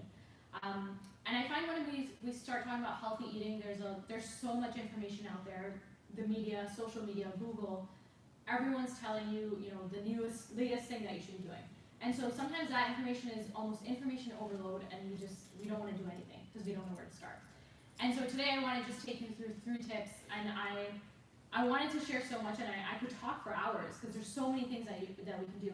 But I just wanted to cover 3 tips that I know many of us struggle with, and that we can implement and see huge changes. And sometimes it's those small things that will make big effects. So the first one, before we even think about what we're eating, it's about shifting your mindset. And I find when it comes to healthy eating, there's huge connotations about what it means. It means, oh, you're on a diet, you're trying to lose weight. There's a very superficial aspect to it. And you're almost self-sabotaging yourself, because if you're only doing it for physical reasons, if you don't see that result, you stop, right? So we see these in many settings. So one is when we go to social setting, if you're filling your plate a little less, if you have a couple of iceberg lettuce pieces, oh, are you on a diet? Are you losing weight? Are you trying to lose weight? Or if you're already slim, people are, why are you eating salad? It's not like you need to lose any weight. It's always tied to a very physical approach. And many people, they spend 90% of their life trying to weigh 10% less. So this constant, I just want to lose weight mentality. And that is really detrimental to us, because it removes us from actually getting to what healthy eating actually is. Because then we think, okay, healthy eating means, oh, I'm not going to enjoy my food. I have to give up all the food that I love. It means, I have to start eating just grilled chicken and salad every day. No one wants to do that, right? And we have all these delicious foods, and we think that if we continue to eat the delicious food and enjoy food, that means that we're not being healthy. So there's always this huge contradiction about what healthy eating is. And so before you can even start thinking about healthy eating, it's about shifting your mindset. What does it mean? A lot of times people think, okay, to be eating healthy, you're on a diet, but then your normal eating is not healthy, right? So we always hear people, I'm going to start eating healthy on Monday. The diet starts Monday. Or the diet starts in January. So it's always this foreign idea, but it's not the norm. So ideally we want to shift to a place where healthy eating is the norm, but then we still occasionally enjoy our treats. So, we have, we both have a huge sweet tooth actually, but we have our occasional cheesecake. I make a cheesecake every Eid, so 2 times a year everyone knows we're gonna have cheesecake. I actually had someone approach me to ask to share healthy eating tips on Eid, how to eat healthy on Eid. And I said, no, I'm not gonna do that, because I don't believe in that. Eid is not for eating healthy. We have the rest of the year. You had all of Ramadan to eat healthy. If you're trying to eat healthy on Eid, it's not the day to do it. So there's about balance, right? It's about understanding, okay, 80% of the time if you make healthier choices, you're okay. And that means you can still enjoy sweets and as a celebration and on occasions. And so it's really important to focus on the internal effects of what healthy eating means to us. And Sheikh Faraz really covered that to another level that I can't even compare to. But understand, okay, what effect does it have on our energy levels, how we feel? One salad isn't going to change your life, just like one slice of cake isn't going to change your life either. But it's those actions over and over. Think about how many times we eat in a day and then in a week. So normally we have 3 meals in a day, and so if you have one slice of cake in the whole week, it's not that big of a deal. But if you're making bad choices again and again, it really adds up after a week, after a month, after years of eating like that.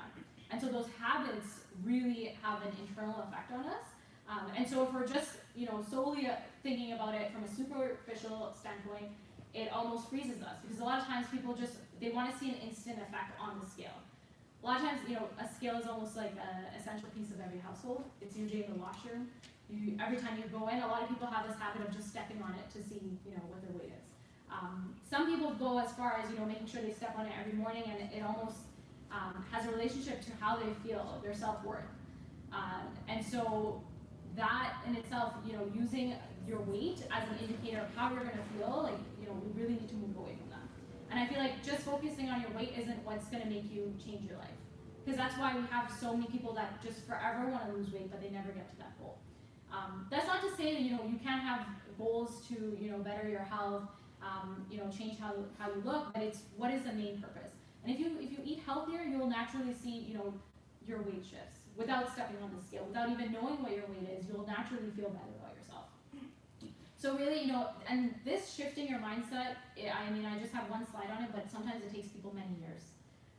So the sooner you start working on it, the sooner you will have that transformation. And it's really eye-opening when you get to that point. A lot of people have guilt associated to food. So, okay, because I ate this slice of cake, I was being bad. Or because I ate this salad, I was being good, right? Our self-worth or how good or bad we are has nothing to do with food. So, all our food is a blessing from Allah. So we should be, regardless if we're eating a cake, why don't we just enjoy that slice of cake and move on with our lives? Like, we just had a cake, that doesn't mean that you were being a bad person. So there's many layers to what healthy eating means.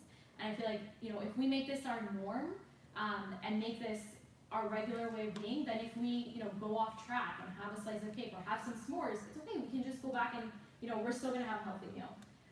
So it's really important to kind of shift away from extremes. And I feel like it's really hard to do that, especially with social media, because it's like, oh, you have to, you just see such extreme messaging. And every few years you have a new diet that's popping out that, okay, if you're not following this, that means you're not doing the right thing. So right now it's keto. A few years ago it was paleo. Before that it was gluten-free. So you're always going to have a new diet, and it's honestly very similar approaches. It's just masked with a new. It's just packaged in a new way.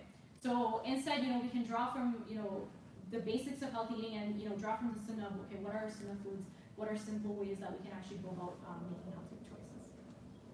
So once we shift our mindset, I'm going to move to something that you actually touched on, was sugar. So sugar is something that I feel like is around us from when we're little to as we grow older. It becomes just around us all the time. So the max amount that you should be having in a day is 10 teaspoons. And you might think that's a lot, because you may think, okay, I put a teaspoon of sugar in my tea, so I'm just at 1 teaspoon in a day. But I wanted to share some sources and some areas where we may not even realize how much sugar there is, to get you an idea of how much sugar we're actually consuming. So Can of pop. This is something that a lot of times we just consume. Some people have it almost daily. So how many teaspoons of sugar do you think is in one can of pop? If anyone wants to guess. 30? Okay. Pretty high. 65. Say teaspoons? Okay, teaspoons. We're talking about teaspoons. So think about teaspoon. Like we put 1 teaspoon of sugar in our tea, right? Maybe 2. So how many teaspoons do you think they're putting of sugar in our Coke? Maybe 100. Okay. So usually I have people guessing 2 or 3 teaspoons. There's almost 10 teaspoons of sugar in the can. So you can imagine if you're having a can here and there, and some people think, okay, I'm gonna be healthy, so I'm gonna have ginger ale. It's the same. So ginger ale is not a natural or a better alternative, but 10 teaspoons. So that's just 1 can of pop. Now, usually we have, especially with our kids, I find cookies and chips. Some people have a whole cupboard in their house of just snacks. And sometimes they're marketed as healthy options, so they may have natural on them. They may have the best is when you see fat-free. So I see, like the candies, like gummy bears, jujubes. They always say fat-free. But it's all sugar. You're gonna have no fat in there, but it's all sugar. It's a lot of sugar. So you have to be careful of that marketing, those marketing tactics. A lot of times, most of the packaged items are always gonna have some source of sugar. Okay, so if you don't drink pop, I'm sure many people love their ice caps. How many teaspoons? Any guesses? 7 or 8. 7 or 8, yeah. So this again, we don't. The thing is, a lot of times, even if we're eating healthy, it was 8.25 teaspoons. So a lot of the times, even if we're eating healthy, we don't think about what we're drinking. What size? This is a small, and most people don't even go for a small anymore. Yeah. And there's whipped cream on top of it usually too. Yeah. Now with the yeah, exactly. This is the most basic one. The specialty ones will have more sugar. And if you get like Oreo, etc. Yeah. You're just adding more to it. Yeah, for sure. So a lot of times, even if you're eating healthy, we don't even think about what we're drinking. And juice is another piece. Juice, a lot of times we think juice is healthy. It says all natural. You have beautiful pictures of fruit. It's just mostly sugar and water with a bit of flavoring, to be honest. So, we don't need to send our kids with juice boxes every single day. Like that doesn't need to be the normal. We don't need to put, chocolate syrup in the milk for kids to drink milk. Like we need to teach them to enjoy the natural flavors of food. It's actually interesting. So the chocolate syrup I saw recently, it said it was fortified with iron. But a lot of people don't realize that when you consume iron with calcium, it actually prevents any absorption whatsoever. So when you're putting that chocolate syrup into the milk, there's no effect. You're not getting any iron because it's actually not absorbing anything. So a lot of times it's just all marketing, and people don't actually realize what they're actually consuming. So essentially you're just putting more sugar, and there's a lot of artificial flavors that are going into there without any nutrition benefit. Okay, so for those that don't like Tim Hortons, you want to be fancy, Starbucks. This is a small one, yeah. You said it's probably worse? Yeah, so this one is at 10 teaspoons. So this is a small. I know the medium goes up to 15 teaspoons or more. Yeah. So you can, and this is even if you don't like cold drinks, even the hot drinks, the pumpkin spice lattes, they put a lot of the syrup, so they put in pumps of syrup. So you're getting anywhere from 10 to 15 teaspoons in your drinks. So it really adds up. So I really wanted to kind of highlight this sugar piece, especially when it comes from our beverages, because we don't think about what we drink. A lot of times I'll ask people, okay, tell me what you eat in a day, and they'll tell me great things, and then I'm like, hey, what are you drinking? And then that's where everything comes out, the pops, the juices. I saw the other day, the pomegranate in the fruit, the pomegranate juice, the palm. And so I was actually doing a workshop, so I was looking at different packages to bring to see what is a healthier juice alternative. So I picked that up, and that had 65 grams. So that was almost 15 teaspoons of sugar in that. And I was so shocked, because even I thought that was healthy. I don't actually buy it, but I just always saw it in the fruit section. So I picked it up, and I was like, wow, that's 15 teaspoons. So it's really important to be mindful. And so, one way to do that is by reading labels, and those labels are so confusing. So I'm just going to give you one very simple thing to remember. So a lot of times we see grams, and so we don't know what that means. So on the pop can, you'll see 39 grams, and 39 grams doesn't seem like a lot. But if you want to remember a quick number is 4 grams equals 1 teaspoon. So, when you're looking at the package, you can just quickly do do some quick math in your head. So 39 grams, you just round it up to 40. Divided by 4, there's almost 10 teaspoons in that one can pop. Now, another piece you want to be careful with is, if something is supposed to be sweet, so say you pick up cookies and you see 0 grams of sugar. That doesn't mean there's no sweeteners whatsoever. Usually what they do is they start putting artificial sweeteners. So now they're saying sugar-free. And these aren't necessarily better for our health. So first, they created this whole sugar, almost this sugar addiction, and then they realized sugar is bad for you. But then they created artificial sweeteners. And so you see a lot of people, oh, I'm putting Splenda, I'm super healthy. But, consumption of artificial sweeteners over time has shown to be linked with many, many health problems, cancers, some serious health issues. So my approach to sugar, I'm not telling you to never eat sugar again, but, be mindful and things that you have sugar in daily. So for instance, tea or coffee, if you're having it daily, it really adds up. So say you're having 1 teaspoon every day, in a week you're having 7 teaspoons just from your tea. So ideally those things, try and cut out the sugar. So, go less, and start with a 1/4 teaspoon, because I know it's really hard. People love their tea, they love their coffee sweetened in a certain way. So decrease by a 1/4 teaspoon each time. Another alternative is natural sweeteners such as, honey. But one thing to also keep in mind is in your body, it's still, there are more nutrition benefits, but it'll still process as sugar. And what happens to your taste buds is you become almost desensitized to sweet. So if you think, okay, I'm just gonna always have a lot of natural sweeteners, you become really desensitized to sweet, so you need a lot more sweet to enjoy your stuff. It's actually one of the reasons why a lot of people, they find vegetables really bitter. Or even natural fruit, a lot of people can't eat natural fruit, they think it's too sour. It's because we've become desensitized in our taste buds when it comes to sweet. So we want to slowly decrease that amount. If there are any children, the younger you are, to incorporate more natural tasting foods, less added sugar, it'll help them to just enjoy the natural taste of food. Okay, so we talked about sugar. Another piece that I find a lot of people struggle with, our community struggles with, is vegetables. No one wants to eat vegetables, regardless of what kind of diet you want to go on. So even if you want to follow a mainstream diet, you always need vegetables. Okay, so there's no running around it. There's no powder you can take. There's nothing that you can do. You have to incorporate vegetables. As a simple rule of thumb, a half a plate at your lunch and your dinner. And it's interesting for us to talk about how we fill our plates. And a lot of times, it's not only are we filling our plates, but we're filling it with the wrong portion sizes. So it's usually a full plate of rice, and that rice barely fills us, and that's why we go for seconds. So especially if it's white rice, it's almost instantly passing through us. We're not getting actual nutrition benefits. So when I tell people to decrease their rice consumption to 1 cup, so I say you can still have rice. A lot of times people go to extreme. I'm never going to touch rice. I'm never going to touch bread. Still have rice, but decrease it to 1 cup. Now, if you ever measure out 1 cup and put it on your plate, you're going to be like, my plate looks empty. So, and you say, how am I going to get full? Because people are used to eating 4 or 5 cups at one sitting. So how are you going to feel full is fill half your plate with vegetables, right? And so at this point, when you're filling it, you're filling your plate with very nutritious items. If you notice, I haven't talked to you about any vitamins yet. I haven't said, oh, you need vitamin A, you need vitamin D, you need vitamin. The thing is, this information means nothing to you. It's hard. We don't eat nutrients. So if I just come here and say, okay, you need this much vitamin C, you need this much iron, you're gonna go home and say, okay, well, how do I get into this? But the most simple thing you can do is just have half a plate of vegetables at lunch and dinner.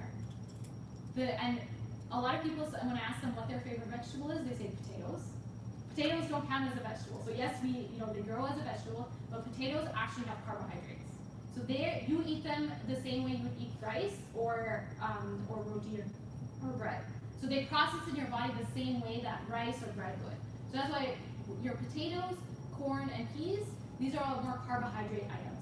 But you find that a lot of times there's always potatoes in it. We add potatoes to rice, so it's already a lot of carbs, and we add more carbs. Even with our vegetables, I feel like we always add potato. That's not to say that you can't have potato, but if you're having potato, cut down on the rice. So choose your carbohydrates. With vegetables, one way to make sure you get a variety of nutrients, I feel like people love eating pills, so they want to know, okay, which vitamins should I say? And you'll spend hundreds of dollars on these pills. But one way to decrease the chances of you being deficient in nutrients is eating a variety of colors. So just eat different colors, purple, eggplant, red peppers, orange peppers, green peppers. You are going to get a variety of nutrients when you just eat different colors.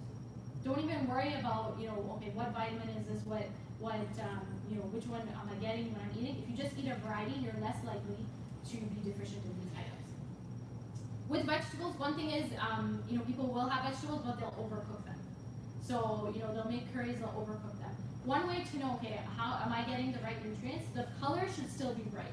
So we should still have, the oranges, reds, and greens should still be relatively bright. So you can still cook them. You don't have to completely eat them raw. In fact, some vegetables are actually better cooked, and some are actually better for you raw. So, you can, that's not to say if you eat, like tomatoes are actually better for you cooked. That's not to say if you eat them raw, you won't get the benefit. So you will get the benefit. So that's why you want to do a variety of salads as well as cooked vegetables. Another piece is, anytime we boil vegetables and the color starts going away, that's a sign that the nutrients have gone away. If you boil vegetables and the water is separated, all of the nutrients are in the water. So you want to try and keep, maintain as much of those nutrients as possible. Ideally, another piece is how are you getting the most nutritious vegetables? So the highest level would be growing your own vegetables, right, or fruit. And obviously, we don't even have the climate to do this all year round. But if possible, that would be the highest level, because as soon as you harvest your vegetable, that has the highest nutrient. So the longer it's away from its plant, it starts to diminish in its nutrients. So the next level is going local. So when we, in the summertime, when we have a lot of farms, there's a lot of farmers markets, you'll see a higher level of nutrients when we go local, because they've literally picked them that weekend and we can purchase them. When we buy, imported vegetables, they pick them when they're not even ripe. So they use artificial, gases to ripen them on the truck on the way here. So that's why you'll find, out of sea, if you've ever bought strawberries in December, they're really expensive and they don't taste that good because they come from really far and they're ripening on the truck. So what's the alternative? We can't always, purchase local. Sometimes organic is not in our financial means. So that doesn't mean, and some people take it at extreme. They think, okay, if I'm not going to eat organic, I'm not going to eat any vegetables whatsoever. Forget it. And then what are they replacing their foods with? Not the healthiest.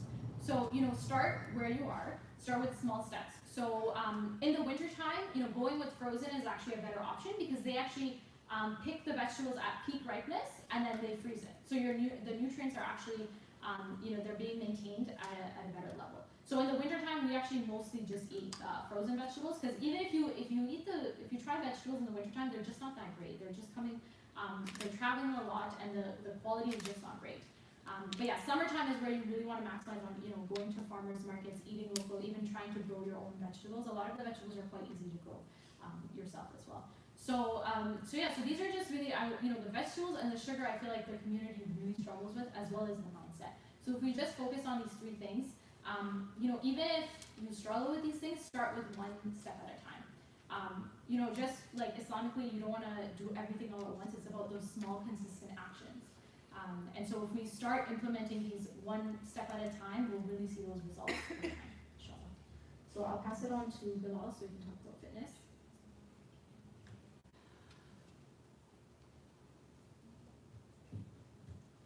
So to add to what Nazila talked about was, the one thing that we do in our household is we're complete snobs when it comes to desserts. It's not a necessity. It's what we call a first world problem, right? So it's something we take on full force in that sense, right? So we're very we're snobs when it comes to dessert. So if it's someone puts a cheesecake, we got to make sure it's okay, it's good. It has to be worth it. We go to people's houses, when it comes to here and all these other desserts that people are gonna put there. Yeah, I have to know that it's good. I'll usually look at nudge one of my cousins or something if it's segregated or something. I'm like, oh, how is it? Or I'll try it from theirs before I go indulge myself. Or we'll give each other a look and be like, what do you think? And then, right? So we usually have a little nudge type thing, right? Right, because especially with desserts, I love desserts. Don't get me wrong, right? But if we're gonna add add those extra calories, I want to make sure I'm enjoying those calories. Because a lot of times you guys will know, like, we'll have desserts and I'm just like, yeah, it was alright. Okay, but that was the point, right? So it's kind of, you want to try to find a little bit of balance. So with fitness, one thing is, oftentimes people are guilty of just kind of overcomplicating it, right? Overthinking it. You know, what's the best workout? You know, what's the best way to get in shape? Or how do I lose weight really quickly? You know, how do I get stronger very quickly? What should I do? How should I go about it, right? So one thing is, the benefits, to be honest with you, it's indefinite, really, right? There's, I can go on, like that's a very small list for some of this stuff that, you know, I can go on about a lot of the benefits that exist when it comes to working out. You know, but from increasing energy levels, improving, you know, your strength and mobility. One thing is, when it comes to your energy levels, a lot of times we don't realize working out will actually give you a boost of energy, right? We think and we assume that it's going to take our energy away from us, when in reality, it's actually going to give you a boost of energy and actually get you feeling better mentally, physically. You're going to actually have a pop in your step to say, and you're actually going to feel better about yourself as well, right? You know, cardiovascular health, weight loss, obviously it's one thing that most people like to focus on, but just because someone has weight loss doesn't necessarily mean that they're healthy, right? And that's a very important element to remember when it comes to both nutrition and when it comes to fitness, right? Obviously there is a difference between, you know, it doesn't mean that, you know, you keep gaining weight and you consider yourself to be healthy in that sense, right? But then there is a good balance that you want to make sure you find, right? When it comes to working out, you know, one huge misconception that does exist is that everything needs to be intense, right? You need to go in and you need to be drenched by the time you're walking out. That's not the case. If you're not walking out with almost a little bit of energy in you, a little bit of you know, a boost, then you kind of put yourself through the wall, and that's not something you want to keep consistently doing. Once in a while, it's okay, right? But if you were to talk to me or talk to any of my clients that I work with, after the workout, they actually feel better, right? They feel more energized, and that's always the key. When make sure you remember after every single workout, right? It's because it's how you're working out, right? It's how you're going about it, right? But one thing, before we get into that, how to get started, this is one thing that most people have a hard time with, is because they start at least 15 times in a year, and they just don't finish the program, right? So we're always constantly looking for something different, right? My suggestion to everyone is always pick one thing, whatever it is that you enjoy, right? So I had people ask me, what do you think of high intensity training? Or what do you think of CrossFit? Or what do you think about powerlifting? Or what do you think about playing sports? Or what do you think about this? I'm like, my answer every single time is, do you enjoy it? Will you be consistent with it, right? Because without consistency, the rest of it means nothing, right? I can give you and design the best program in the world, give you the best nutrition program in the world. It means nothing if you're not consistent with it, right? So you'll see there's times when people don't have the best programs, and right? And I'll look at the programs and I'm like, and I'm just completely blown away by how bad the program is, and they're getting results, right? And they're not necessarily, now they're not always in one piece. They're getting injured, getting, you know, hurt, and so forth, right? But they're being consistent, right? When from that health perspective and, you know, being fitter in that sense, right? They're reaching those goals, right? And a lot of times it's just getting that consistency, right? So one thing is, for example, if I was to tell you, how many times in a week should we work out, do you guys think? Realistically. 5, 4, anyone from the guys? 5? Okay. What I was telling you guys, if you guys do 2 or 3, you're fine. Right? So each workout's about an hour, 45 minutes an hour, right? Ideally 3. If you can get in 3. 3 hours, how many hours in a week? I actually can't remember off the top of my head. That's sorry? A lot. Yeah. 168. 168. So if you take 3 out of 168, or if you take 2 out of 168, right?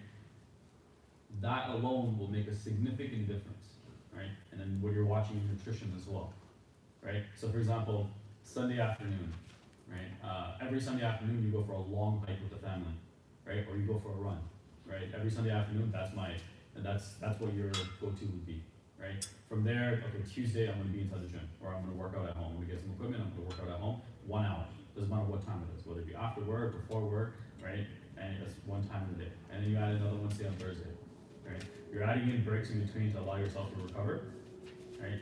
But you're sporadically spreading it out throughout the week, and it's a lot more easier to be, but think about it, 5 times is hard. It's hard, it becomes a full-time job, right? Even myself, I'm generally in the gym 4 times, like working out myself, I'm 4 times a week, right? The rest of it, I'll do conditioning and stuff, right? But when it comes to consistently being inside the gym, it's 4 times, right? But sometimes that gets hard, even for being a personal trainer and being in the gym every single day and finding time, even for myself, to work out can be tough, right? Because you're taking out an entire hour out of your schedule. So trying to find, and that's usually what ends up happening is, like Mr. was saying, is having that mind shift, right? Shifting your mind to understanding that you don't need to change your entire world and turn it upside down to become better. You can implement it into what you're already currently doing. Right? I can't remember what the slide was. Wait, cool. Sorry. So that's one thing that, so for example, strength training is super important, right? And there's many misconceptions, especially from the women's side, that kicks in when they think strength training. One thing I will debunk off the bat, you will not get big and bulky if you work out.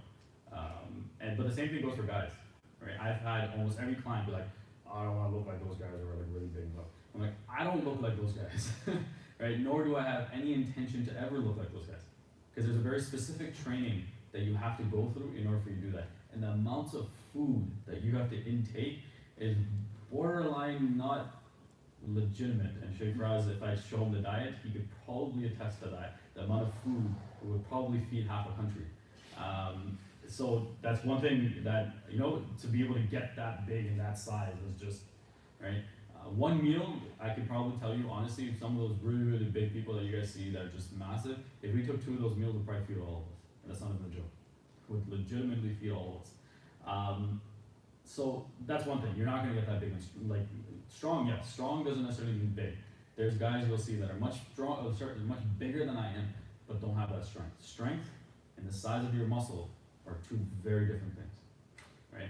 So always remember to really break it down and keep it and simplify it to very core of it, right? We have our organs, right, that function, our brain, things, our heart, allows our blood to flow, etc. Our lungs, oxygen, right, allows us to breathe, right? Then we have, our bones. Our bones give us structure. It's what allows us to stand. Without it, we would just be a puddle on the floor, right? It gives us structure. Our muscles are what protects our bones and our organs, right? So that's a very, very basic function, right? So nutrition's goal is to give us energy to be able to move, right? So that's I'm just breaking it down to a very, very basic component of it, right? Nutrition's job, calories. Another word for calories is energy, right? So if you guys look at stuff from overseas, sometimes in Europe, but if you look at Asia, it'll say E, right? Or say E/cal, right? Or sometimes it'll just say energy, right? Because that's literally what it does. It provides us energy, right? Our muscles' job is to keep us stronger. As we age, right, we start to actually lose muscle mass. The 2 ways to prevent muscle mass is protein intake and strength training, right? Our muscles want to be used in order for them to continue to be strong, right?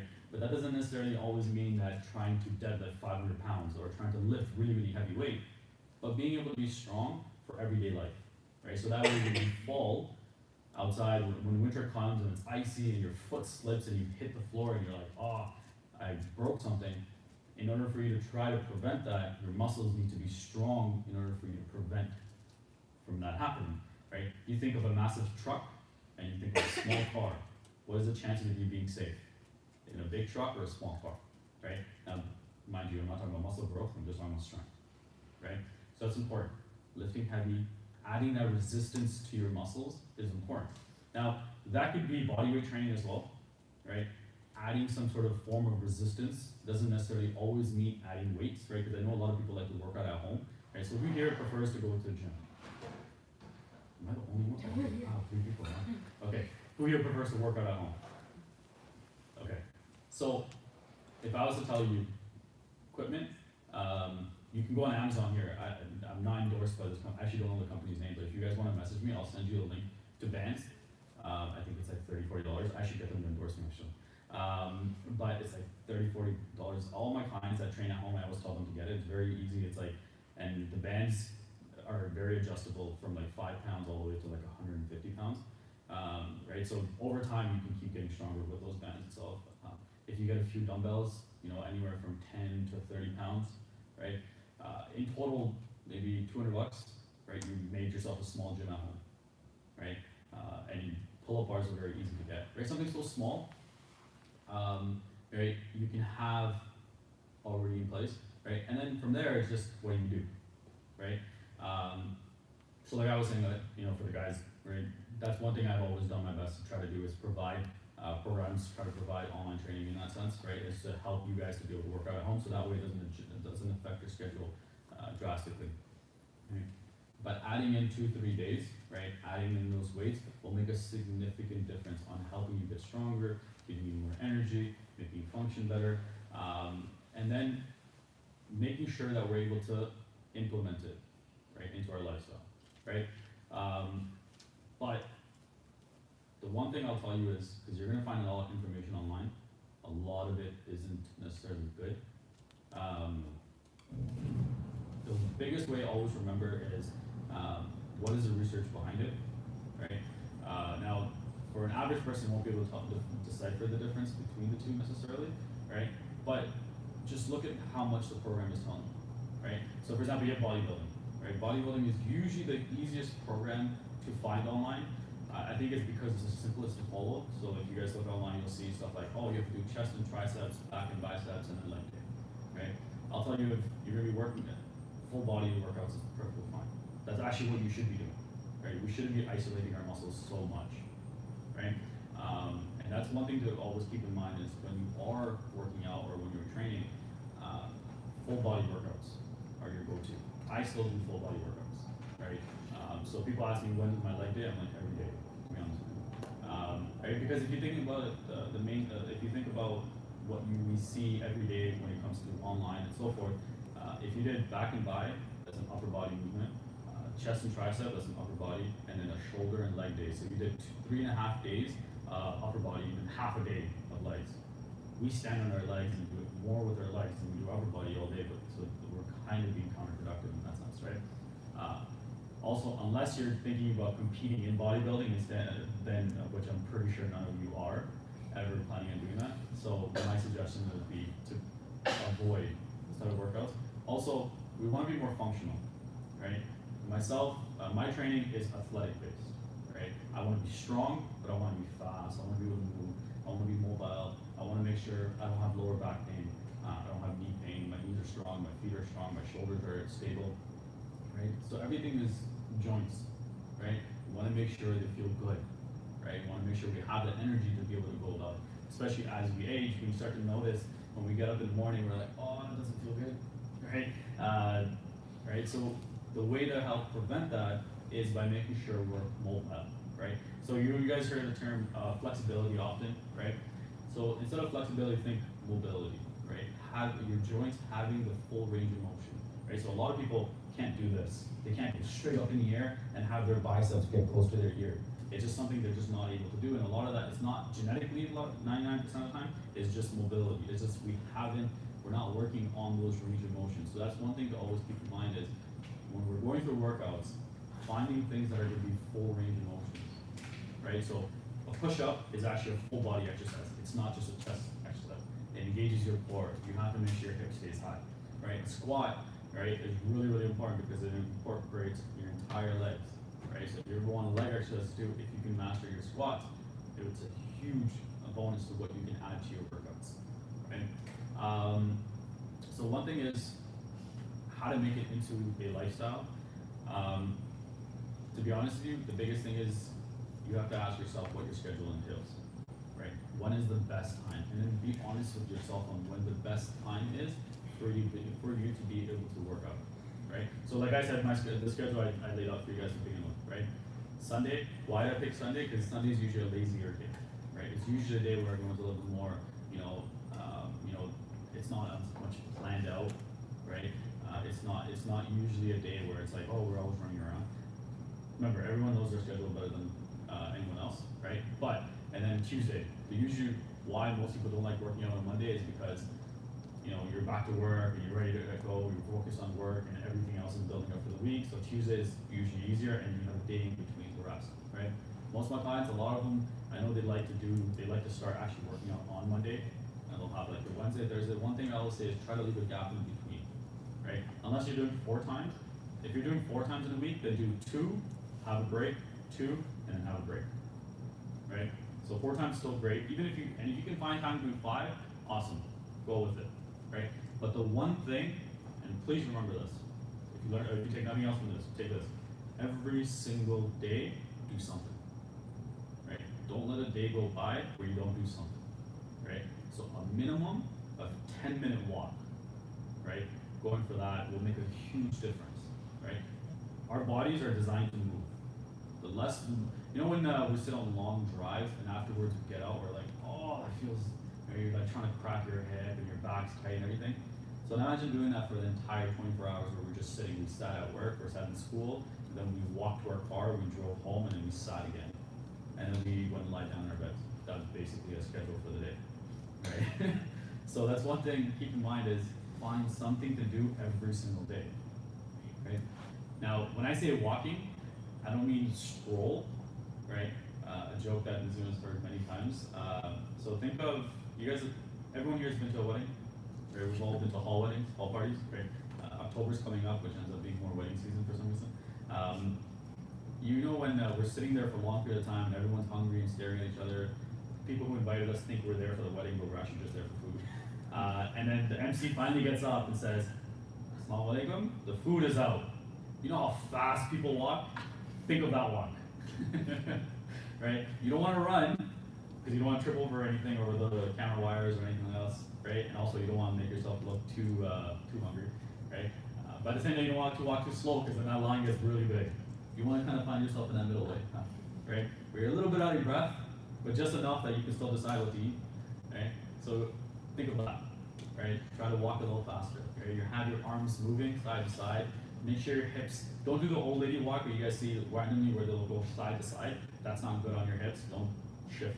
Our bodies don't shift like that. We're not supposed to do that. Just walk straight, right? Brace a little bit, get a little strong brace in your core, right? And just walk straight and just walk, right? Find a partner if you want to go with, right? One thing I always recommend, husband and wife, is a great thing to do, right? Every day, 10 minutes. Husbands, it works out because then you can't say we didn't spend time.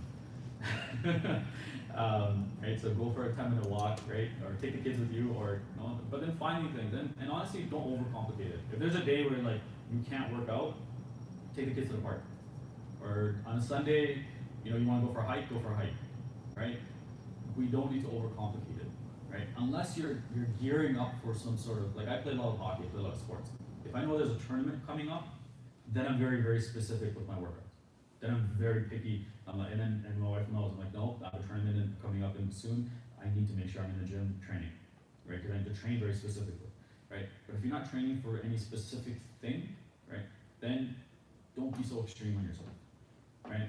Then allow yourself, okay, today, the family wants to go out and do something, fine. Hey, let's see if I can nudge them to do something more active, right? Hey, there's this cool park, can we go try that out? And then run with the kids, right? Or run with your cousins or your sisters and so forth, right? Try to nudge people in the direction of trying to be more active with the choices that they're making, right? And then that way, you kind of, you're able to get both. You spend time with the family, but then also you end up becoming more active as well. And you'll notice it becomes a lifestyle, right? Where it's something that you do. It's something you just implement every single day, and it's not something you have to think about, right? Like I was saying when I first started, right? You want to make sure your nutrition and your fitness is something you don't necessarily need to be like, oh, today I had a salad, guys. Guess what? Right? So that's something that we want to make sure that we're not, and that's usually the case, right? We get, it's like, if we have a dessert, no one's going to be like, oh, okay. Everyone's like, oh, yeah, I had cake yesterday. But if you say to your friends or family, like, yo, I had a salad yesterday. Like, what? What did you do?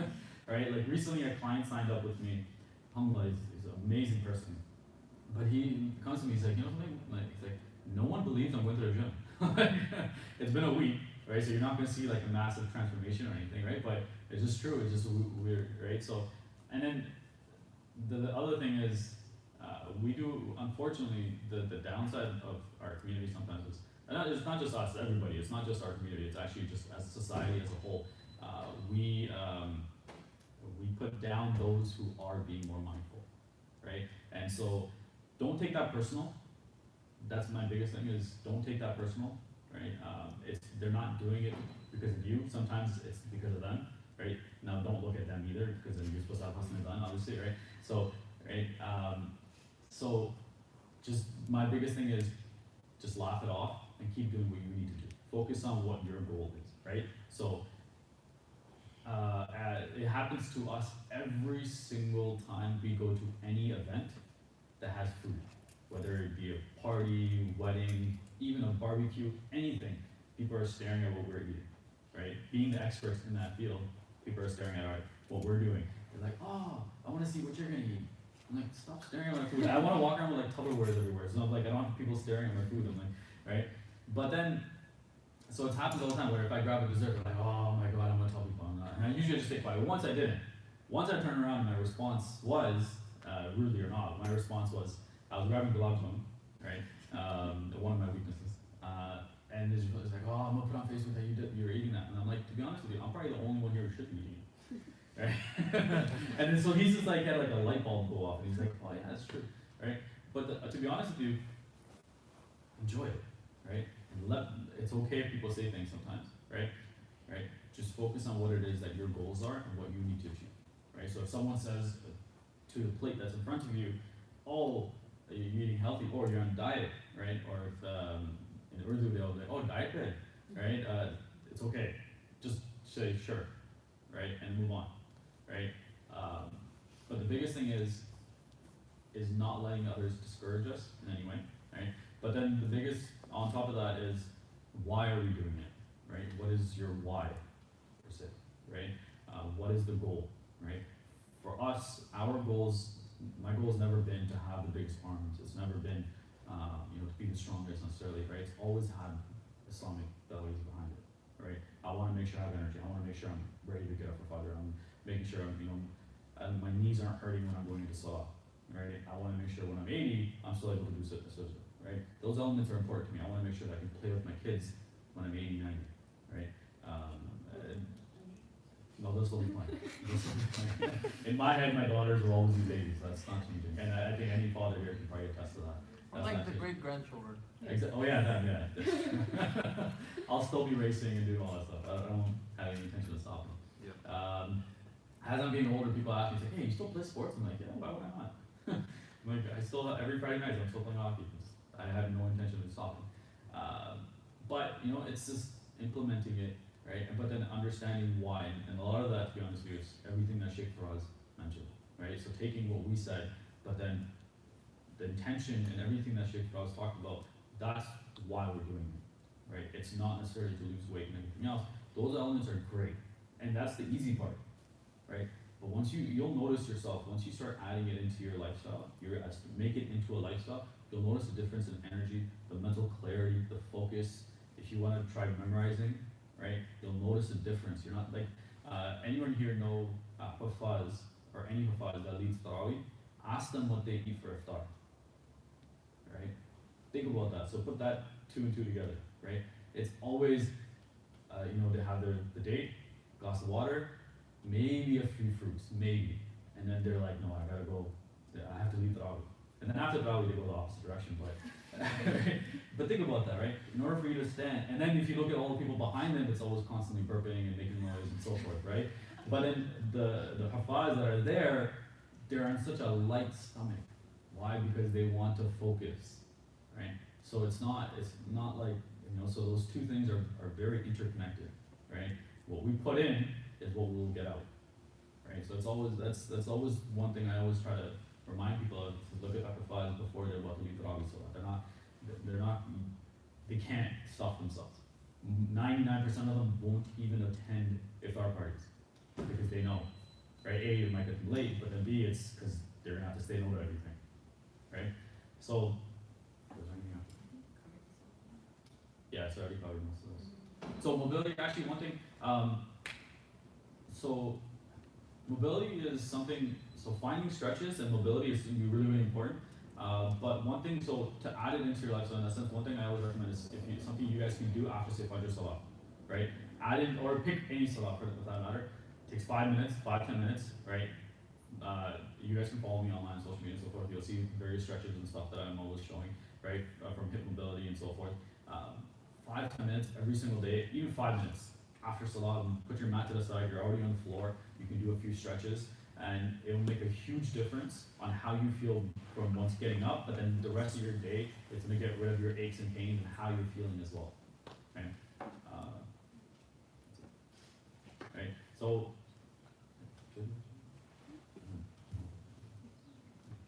But yeah, if you guys have any questions on like exercise and stuff like that, definitely. Yeah, Jazakallah khair for inviting us. I guess we could do Q&A. Yes. Yeah. Let's take it. We'll just grab a chair. No, change. We're gonna have a lot. You guys have the more practical discussion. Should stay at the front for Q&A? Yeah. No, she covers. You guys are comfortably seated. We're just grabbing a chair. Yeah. So, no, Jazakallah khair, this is extremely beneficial. Take a seat, guys. I'm getting a chair. I'll be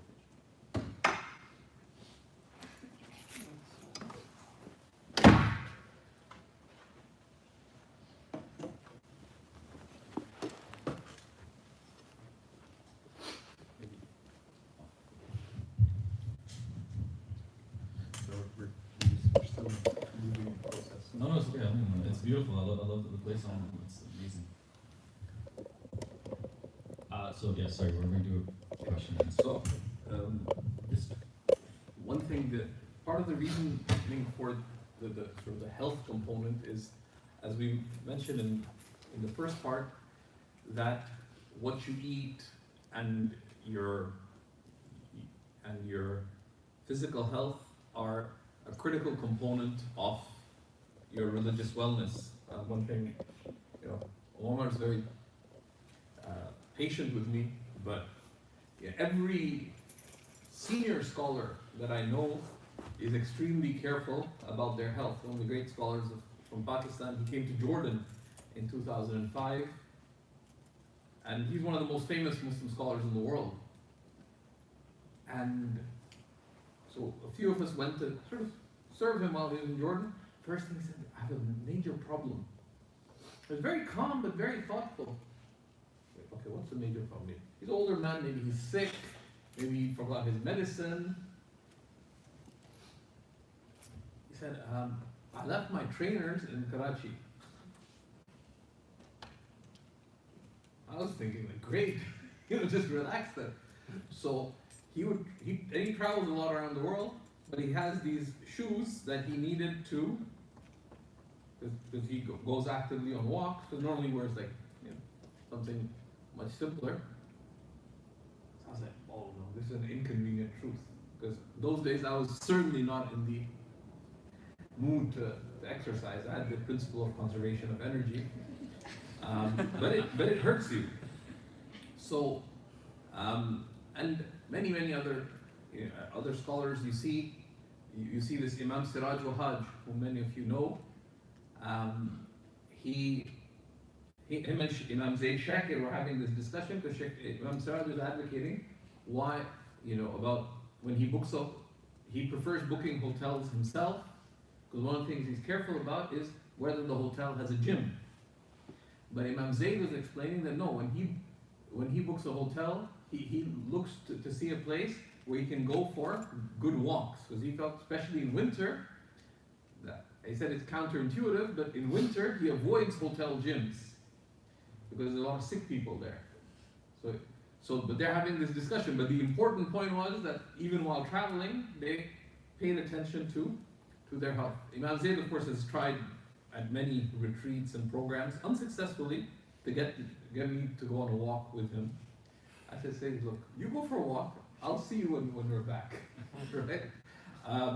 But there are numerous other examples, right, of this, of being very careful to take care of one's health.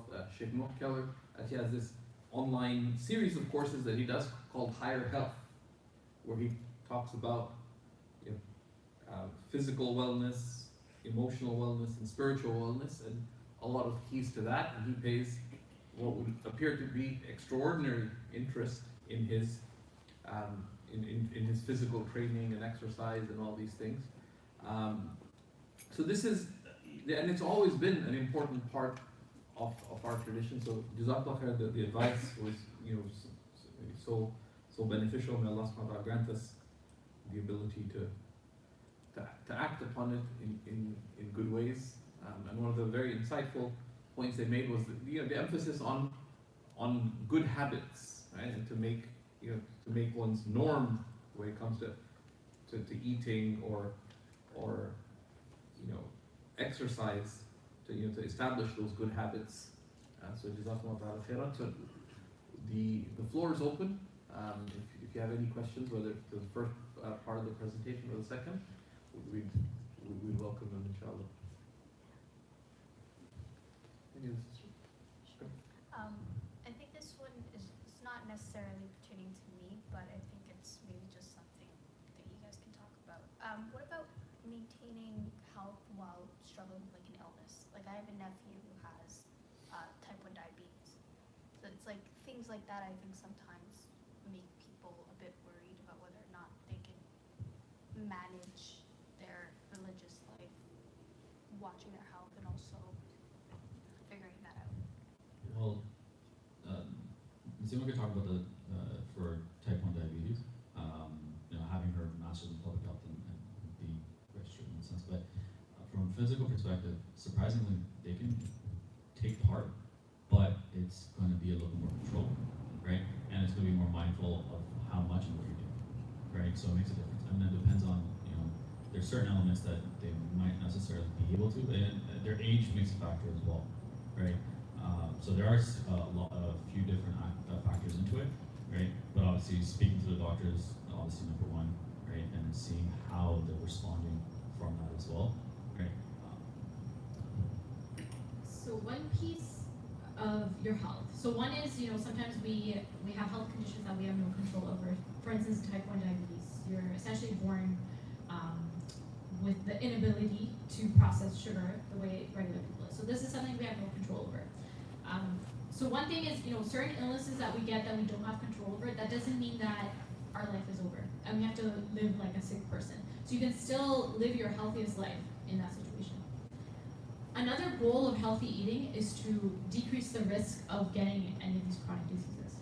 Unfortunately, the South Asian community, the Middle Eastern community, genetically, we're at higher risk of developing a lot of the chronic diseases, type 2 diabetes, high blood pressure, cholesterol, all of these.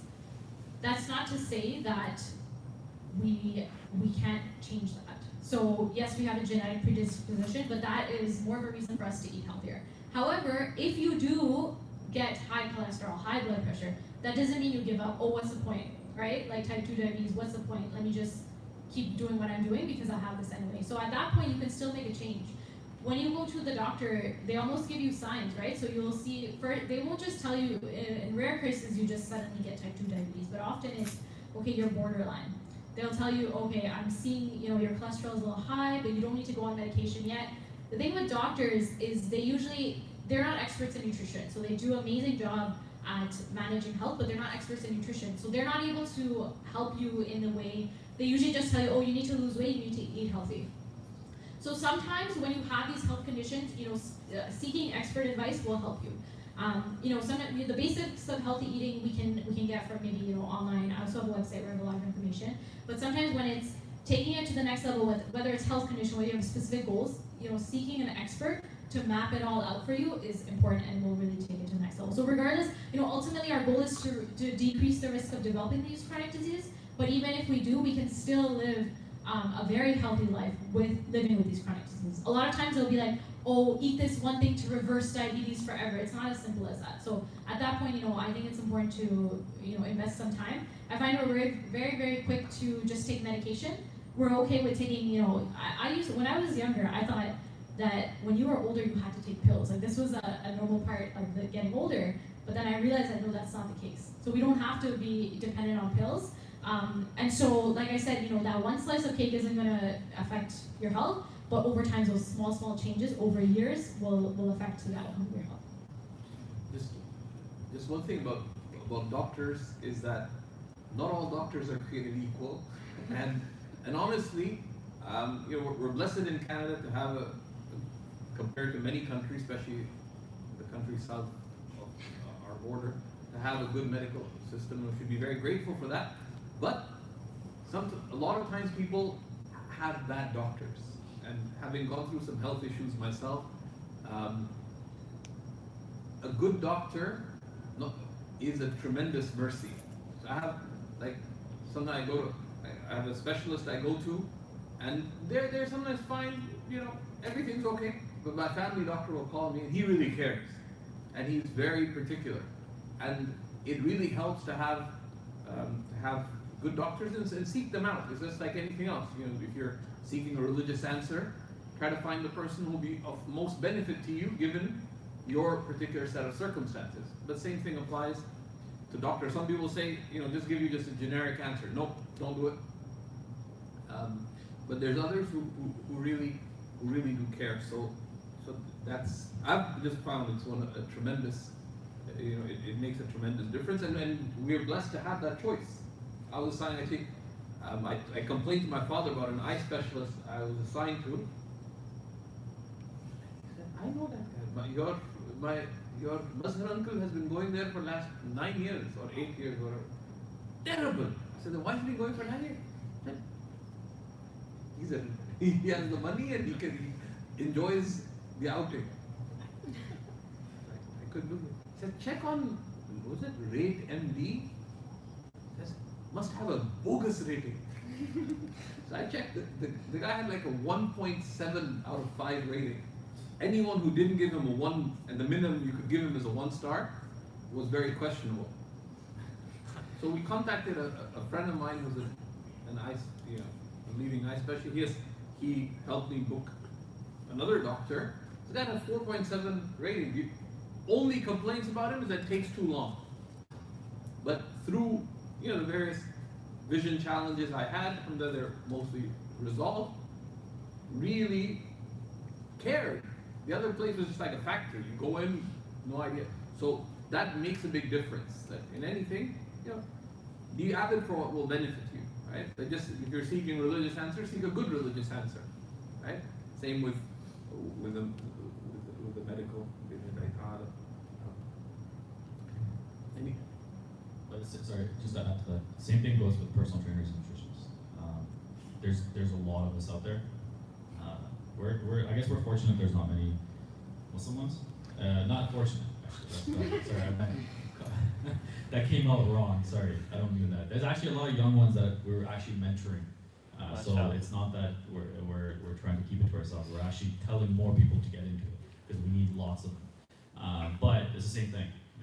Ask questions, get to know them. If you want to set up a call with them, set up a call, get to know them, ask them 100 different questions. Be very picky with your health. We only get one body. It's the one thing we can't change, right?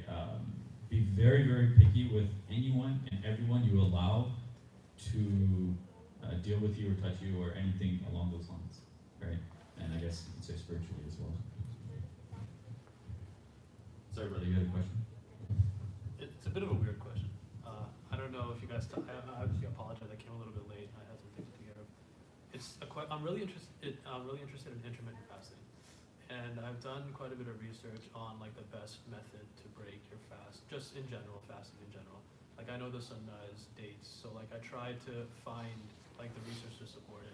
And there's a lot that says that like when you have any kind of fruit, the fructose impacts your liver, and that has an impact on your whole fast. And there's others that say like the best way to, like depending on your goal, like bone broth or whatever it is. Is there anything you guys have come across that supports that dates are actually very beneficial for insulin? So there's two parts to that. The fructose part, before she goes on a rant, I'll tell you is wrong. Okay. So that part's just wrong. Secondly, the way we always do our business is we have our science and then we have the Quran and Sunnah, right? Nothing scientifically will ever supersede the Quran and Sunnah, right? So if it's a Sunnah to break our fast with a date, that is more beneficial than anything we can get from the scientific part, right? So for example, if you look at cupping, right? So I don't know if most of us all know cooking, right? So it's sunnah, right? Science of today, research will tell you there's no benefit and it's a waste of time, right? I'm very, very heavy on science. Everything I do is strictly scientific based until it contradicts what our tradition says, right? So that's one element of it, right? So if it goes against it, right? So for example, if tomorrow they come out and say, so think of it from an extreme perspective. If they come out tomorrow and say pork, if you eat 1 tablespoon of pork every single day, you will live to 200 and be very super healthy. No Muslims will take part in that, right? So that's obviously an extreme, right? But even on the lower end of it, if anything our Prophet ﷺ said, or anything that's in the Quran and so forth, anything that's in our tradition, it will automatically supersede, unless you have a medical condition, right? A medical condition, besides anything, obviously if your medical doctor has said there's conditions, and that's obviously different, right? Like some people can't fast on Ramadan, right? It's not held against them. There's some medical conditions are much different. I love intermittent fasting, right?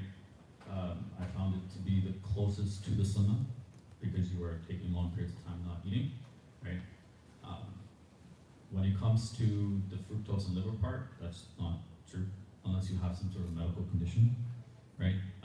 So the problem is 100% of all diets are all the same. Every single diet, whether it be keto, Atkins, paleo, they're all the same. They all have the same exact ingredient, lower your caloric intake, the calories that you take in a day, right? So the way Zima goes about her nutrition programs is technically they're calorie based without it being calorie based, without you having to focus on, because it's hard for you to build a habit where you're constantly focused on, well, how much calories does this have? Well, how much calories? But if you actually just portion out your meals correctly and be mindful of what you're eating, you're automatically lower your caloric intake and lose weight, or reach whatever goal it is that you want to reach. When it comes to intermittent fasting, it's great because it does follow the tradition of avoiding food for long periods of time, right? Not constantly keep eating, right? Now, research will say that you don't need to, like before, if you looked at it 5 to 10 years ago, people will tell you, oh, you need to eat every 2-3 hours. That's not the case, right? There's actually a lot of benefit in avoiding food for long periods of time, right? The way I always recommend it is if you go 16-8, right? So 16 hours not eating, 8 hours of eating. When you eat those in those 8 hours, you have wholesome meals. So you have your veggies, you have your protein, you have your carbohydrates, right? If you go 2 meals and a snack in between, perfectly fine, right? So you can pick when you want to do those. So generally, it's a little easier for people to not fast during the daytime, right? Just because they're at work and so forth, it gets a little bit tougher.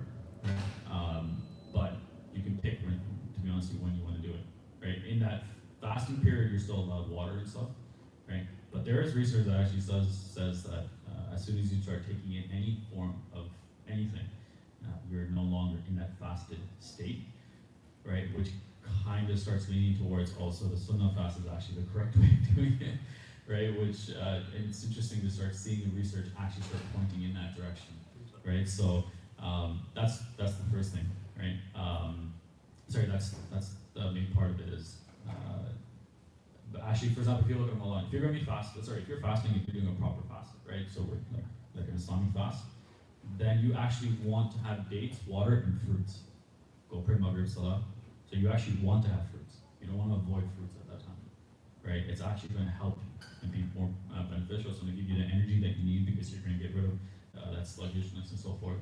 It's going to help kickstart your digestive system and so forth. And then there's a lot other benefits to it. And then you come back and start eating.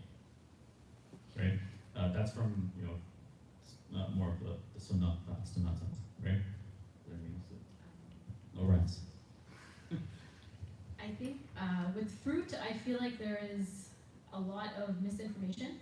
One thing is a lot of the information that you find online, it's not always accurate, and especially when it comes to a nutrition expert, so they can be educated in a variety of ways. Sometimes I find when there's a nutrition expert that doesn't understand how the body works, that's where you hear a lot of these claims. So I've heard things about fruit that, if you eat fruit with regular food, the fruit is gonna rot in your stomach.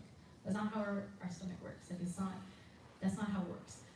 Similar to like what you were saying about liver, like the only thing that significantly affects your liver where it's detrimental is a high amount of fat, fried foods, for the non-Muslims, alcohol. These are things that are detrimental to your liver. Eating fruit isn't going to be detrimental.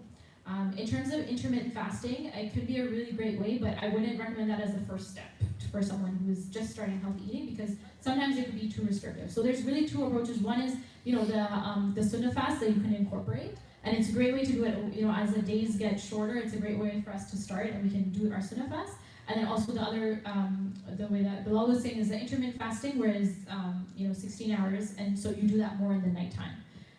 So that's another approach. But also what you eat during the non-fasting hours is just as important. So a lot of times you'll see research that, as long as you're fasting, but whatever you eat in the non-fasting hours is okay. But if you look at people in Ramadan, that's proof that what you eat makes a huge difference in those non-fasting hours, because we take it to another level.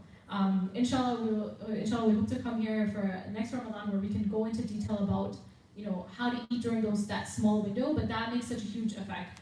And so we can definitely get the benefit of fasting, but I feel like what we eat in those non-fasting hours is just as important as fasting. The same thing goes into like detoxes and stuff, right?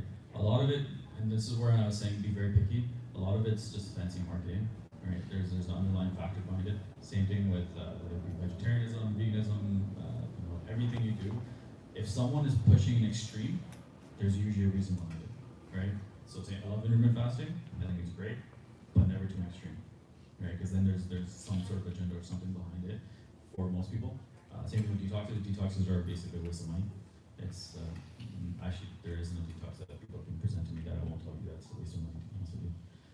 But yeah, it's basically the same thing, right? Does that? Yeah, no, actually, just to jump onto your point as well, the whole, I completely agree with you. Like always, sunnah comes first. That's why I was looking for research to support it, because I know it's gonna come soon enough. No, it will. It's literally just a matter. It's just a matter of time. Exactly. There's so many times for example, fasting was considered the worst thing that you could ever do, Exactly. and now somehow it's such a great element to it, and it's like, okay, well, I'm just being patient. There's just one thing to be careful about with, especially what are called some of the sunnahs of habits, like for example cupping. There's other things as well, is that just make sure you're doing it right? Because I know in the greater Toronto area, there's a couple of places that do cupping, and I've had the description of them. It looks like like someone's basement, and it's not clean, it's not sterile. The person, kid you not, the person learned how to do it online, right?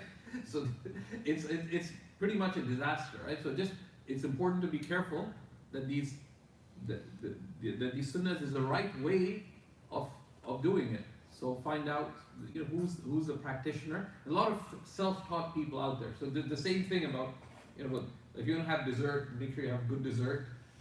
So the same thing applies to some of these things. It's like one of the Sahaba, they were on an expedition, and a recent convert to Islam found out about the merits of using the siwak, the toothstick. So he was doing it with his teeth sticking out. So Sahabi said to him, what are you planning to do? Are you planning to eat us? Right? Because while it's sunnah to brush your teeth before prayer, etc., but there's a right way of doing the sunnah. So for example, when you use the siwak in public, you turn your face away from people. If you can, then you cover your mouth, for example. But and there's a way to use the siwak. But similarly with cupping, with use of kuhl, for example, on the eyes, there's actually one of the Western scholars told me, could you tell that brother to maybe have someone teach him how to use kuhl? Because literally the brother looked like part of some death metal gang. Because there's like black all over. And the sheikh was actually staying at our house, and because there's a right way of doing these things, right? And one of the things is just get someone to train you how to do it, right? And you will see how it can be implemented beautifully. Also, some of these sunnahs related to health, if you have particular circumstances, right? For example, if someone has diabetes or a health condition, etc., then see whether this applies to you. And now, alhamdulillah, we have many people who are trained in traditional Islamic medicine, the Hakim tradition. And the ulama have mentioned, because from the practice of the companions themselves, not all of them implemented each of these sunnahs, because for some of them, it didn't suit their temperament or their health circumstances. So there's some Sahaba who never used coffee, who never got cupping because it was not suitable to them. So it's important because sometimes people don't just as you don't self-diagnose, just be careful how you implement these things. Any other questions? I just want to, can I do it on the camera? Just for-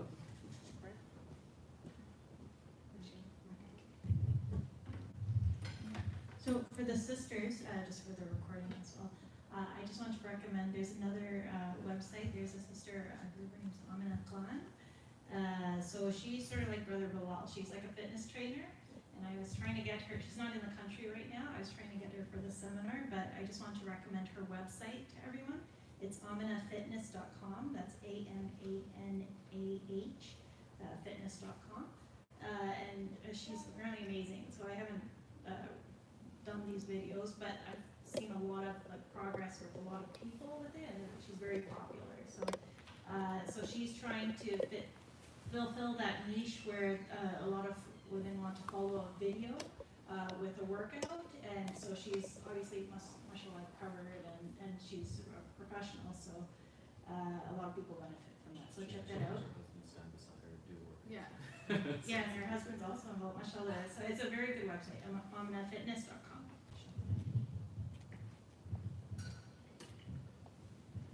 So, and Shall, before we have the closing done, if we could just, if both our presenters could share where if people want to follow them online, where they can find them. It's on the screen. So I'm not looking at the screen. Okay, so if you on the screen you can see the details. Trainer Bilal shows up on your Instagram feed. You'll feel at least a moderate pang of guilt once in a while. I just have one question. It's a question for Brother Bilal. It's about heart rate, especially for people who are older and then they're starting to get physically active a little bit later. I'm personally just learning a little bit about it myself, about like the heart zone you should be in when you're working out and how it can get to a dangerous level without you perceiving it, and how a Fitbit can help you with that. Just what is your advice regarding that? To be honest with you, there's a couple of different factors. If you are, say, slightly older and it's been a long time since you've partaken in any sorts of intense exercises, the first thing I would suggest is to first see your family doctor, right? And get all your blood work done to make sure that everything is still in check, right? And then, to be honest with you, the Fitbits are great, but I think I think we've kind of turned to a direction where we're very dependent on it, right? But a lot of it's hard to give a number because it is more case-to-case basis, right? So it's kind of tough for me to just, yeah, right? But the thing is, it does help if you're able to continue to keep talking through it, right? But even saying that, there's people that I've met, that I've trained that are able to talk through it, but I could tell, no, they need to sit down, right? So when you start something, start it small, right?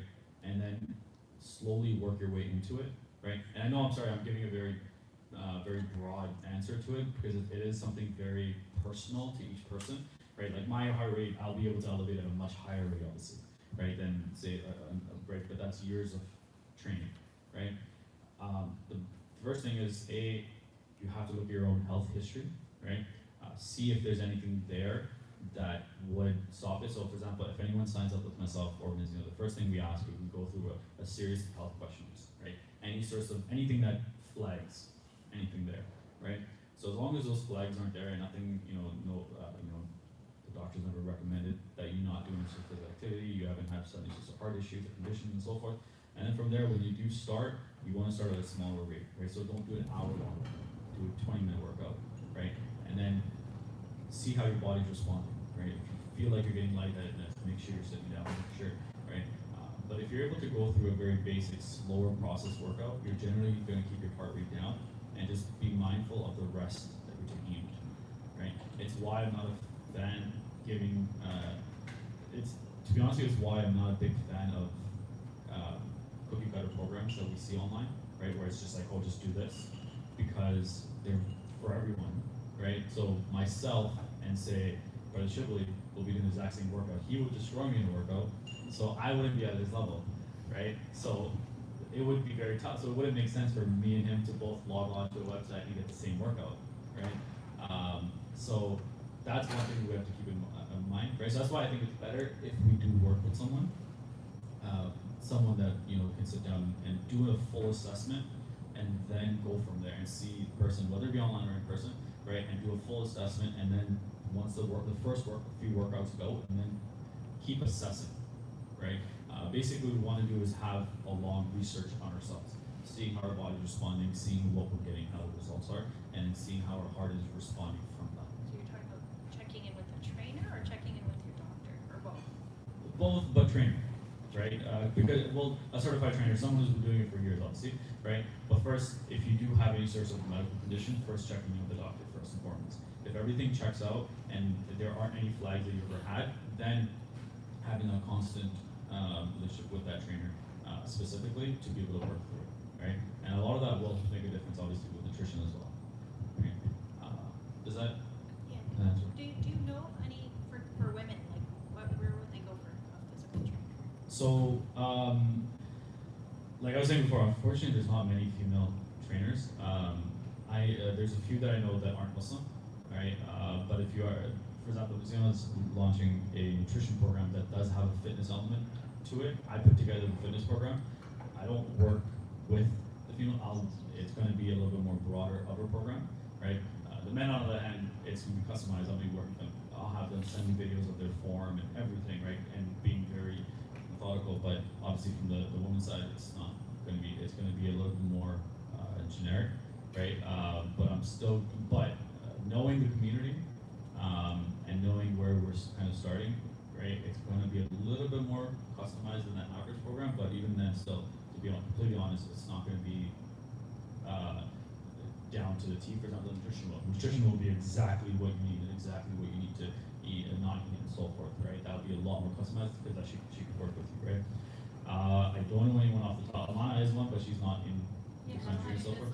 And she doesn't do one-on-one. I think she does boot camps, right? And boot camps are great, but again, if that's something that you are mindful of, then that's something to be aware of, because if it's going to get intense, then right.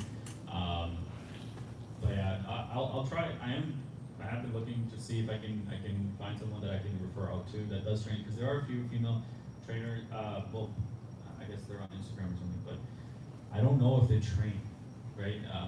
They're great at training. There's a difference. You'll see people who are in shape, but someone who is in shape and got them strong and in shape doesn't mean that they can train others, right? Because to teach and to have knowledge are two very different things, right? Sheikh Faraz is a great teacher, right? But if someone else beside him had the same amount of knowledge, that doesn't mean they would be just as great a teacher, right? Or sat in his classes doesn't mean they can. Exactly, right? Unless he And gives permission.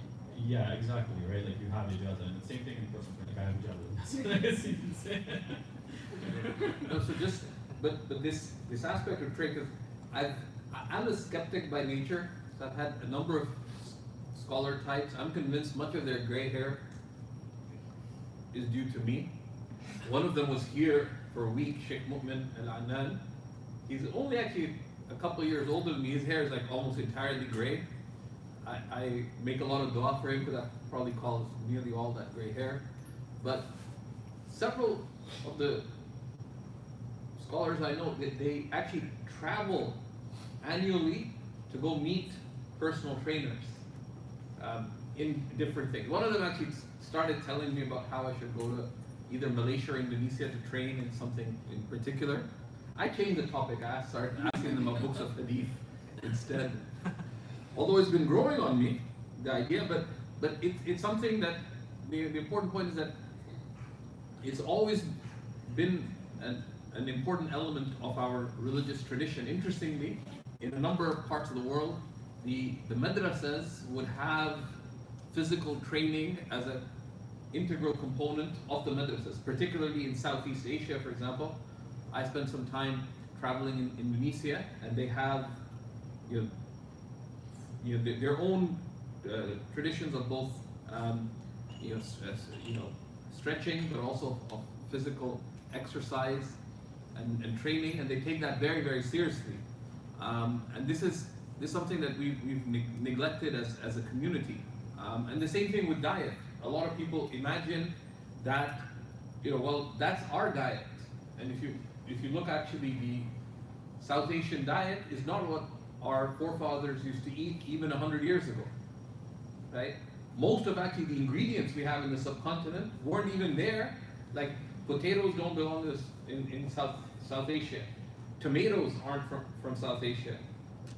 Green peppers aren't, although these are on the less harmful side of things. But so what we imagine as being our traditional diet is not. It's a and actually Sheikh Noor Keller on his website has something on Hyderabadis and biryani, right? Because someone told him that, well, that's how we eat and we're not healthy people. And so try to make that argument with him. So he decided to do some research. So the year after he went, if you look Sheikh Noor Keller, Hyderabad and biryani, you'll find a fascinating article by him about, so it's not actually the case. So we ask Allah subhanahu wa ta'ala to benefit us and grant us complete wellness in our physical states, and emotionally and socially and mentally and spiritually, and grant us high intentions and purpose in all of this, and make our lives a genuine expression of seeking the pleasure of Allah subhanahu wa ta'ala and helping others connect to the good pleasure of Allah subhanahu wa ta'ala. Wa sallallahu ala sayyidina wa nabiyyina Muhammad wa ala alihi wa sahbihi wa sallam. Jazakallah khair to both of you. Very insightful presentations as well. It's really appreciated. Wassalamu alaikum wa rahmatullah. Some snacks. Sorry, things are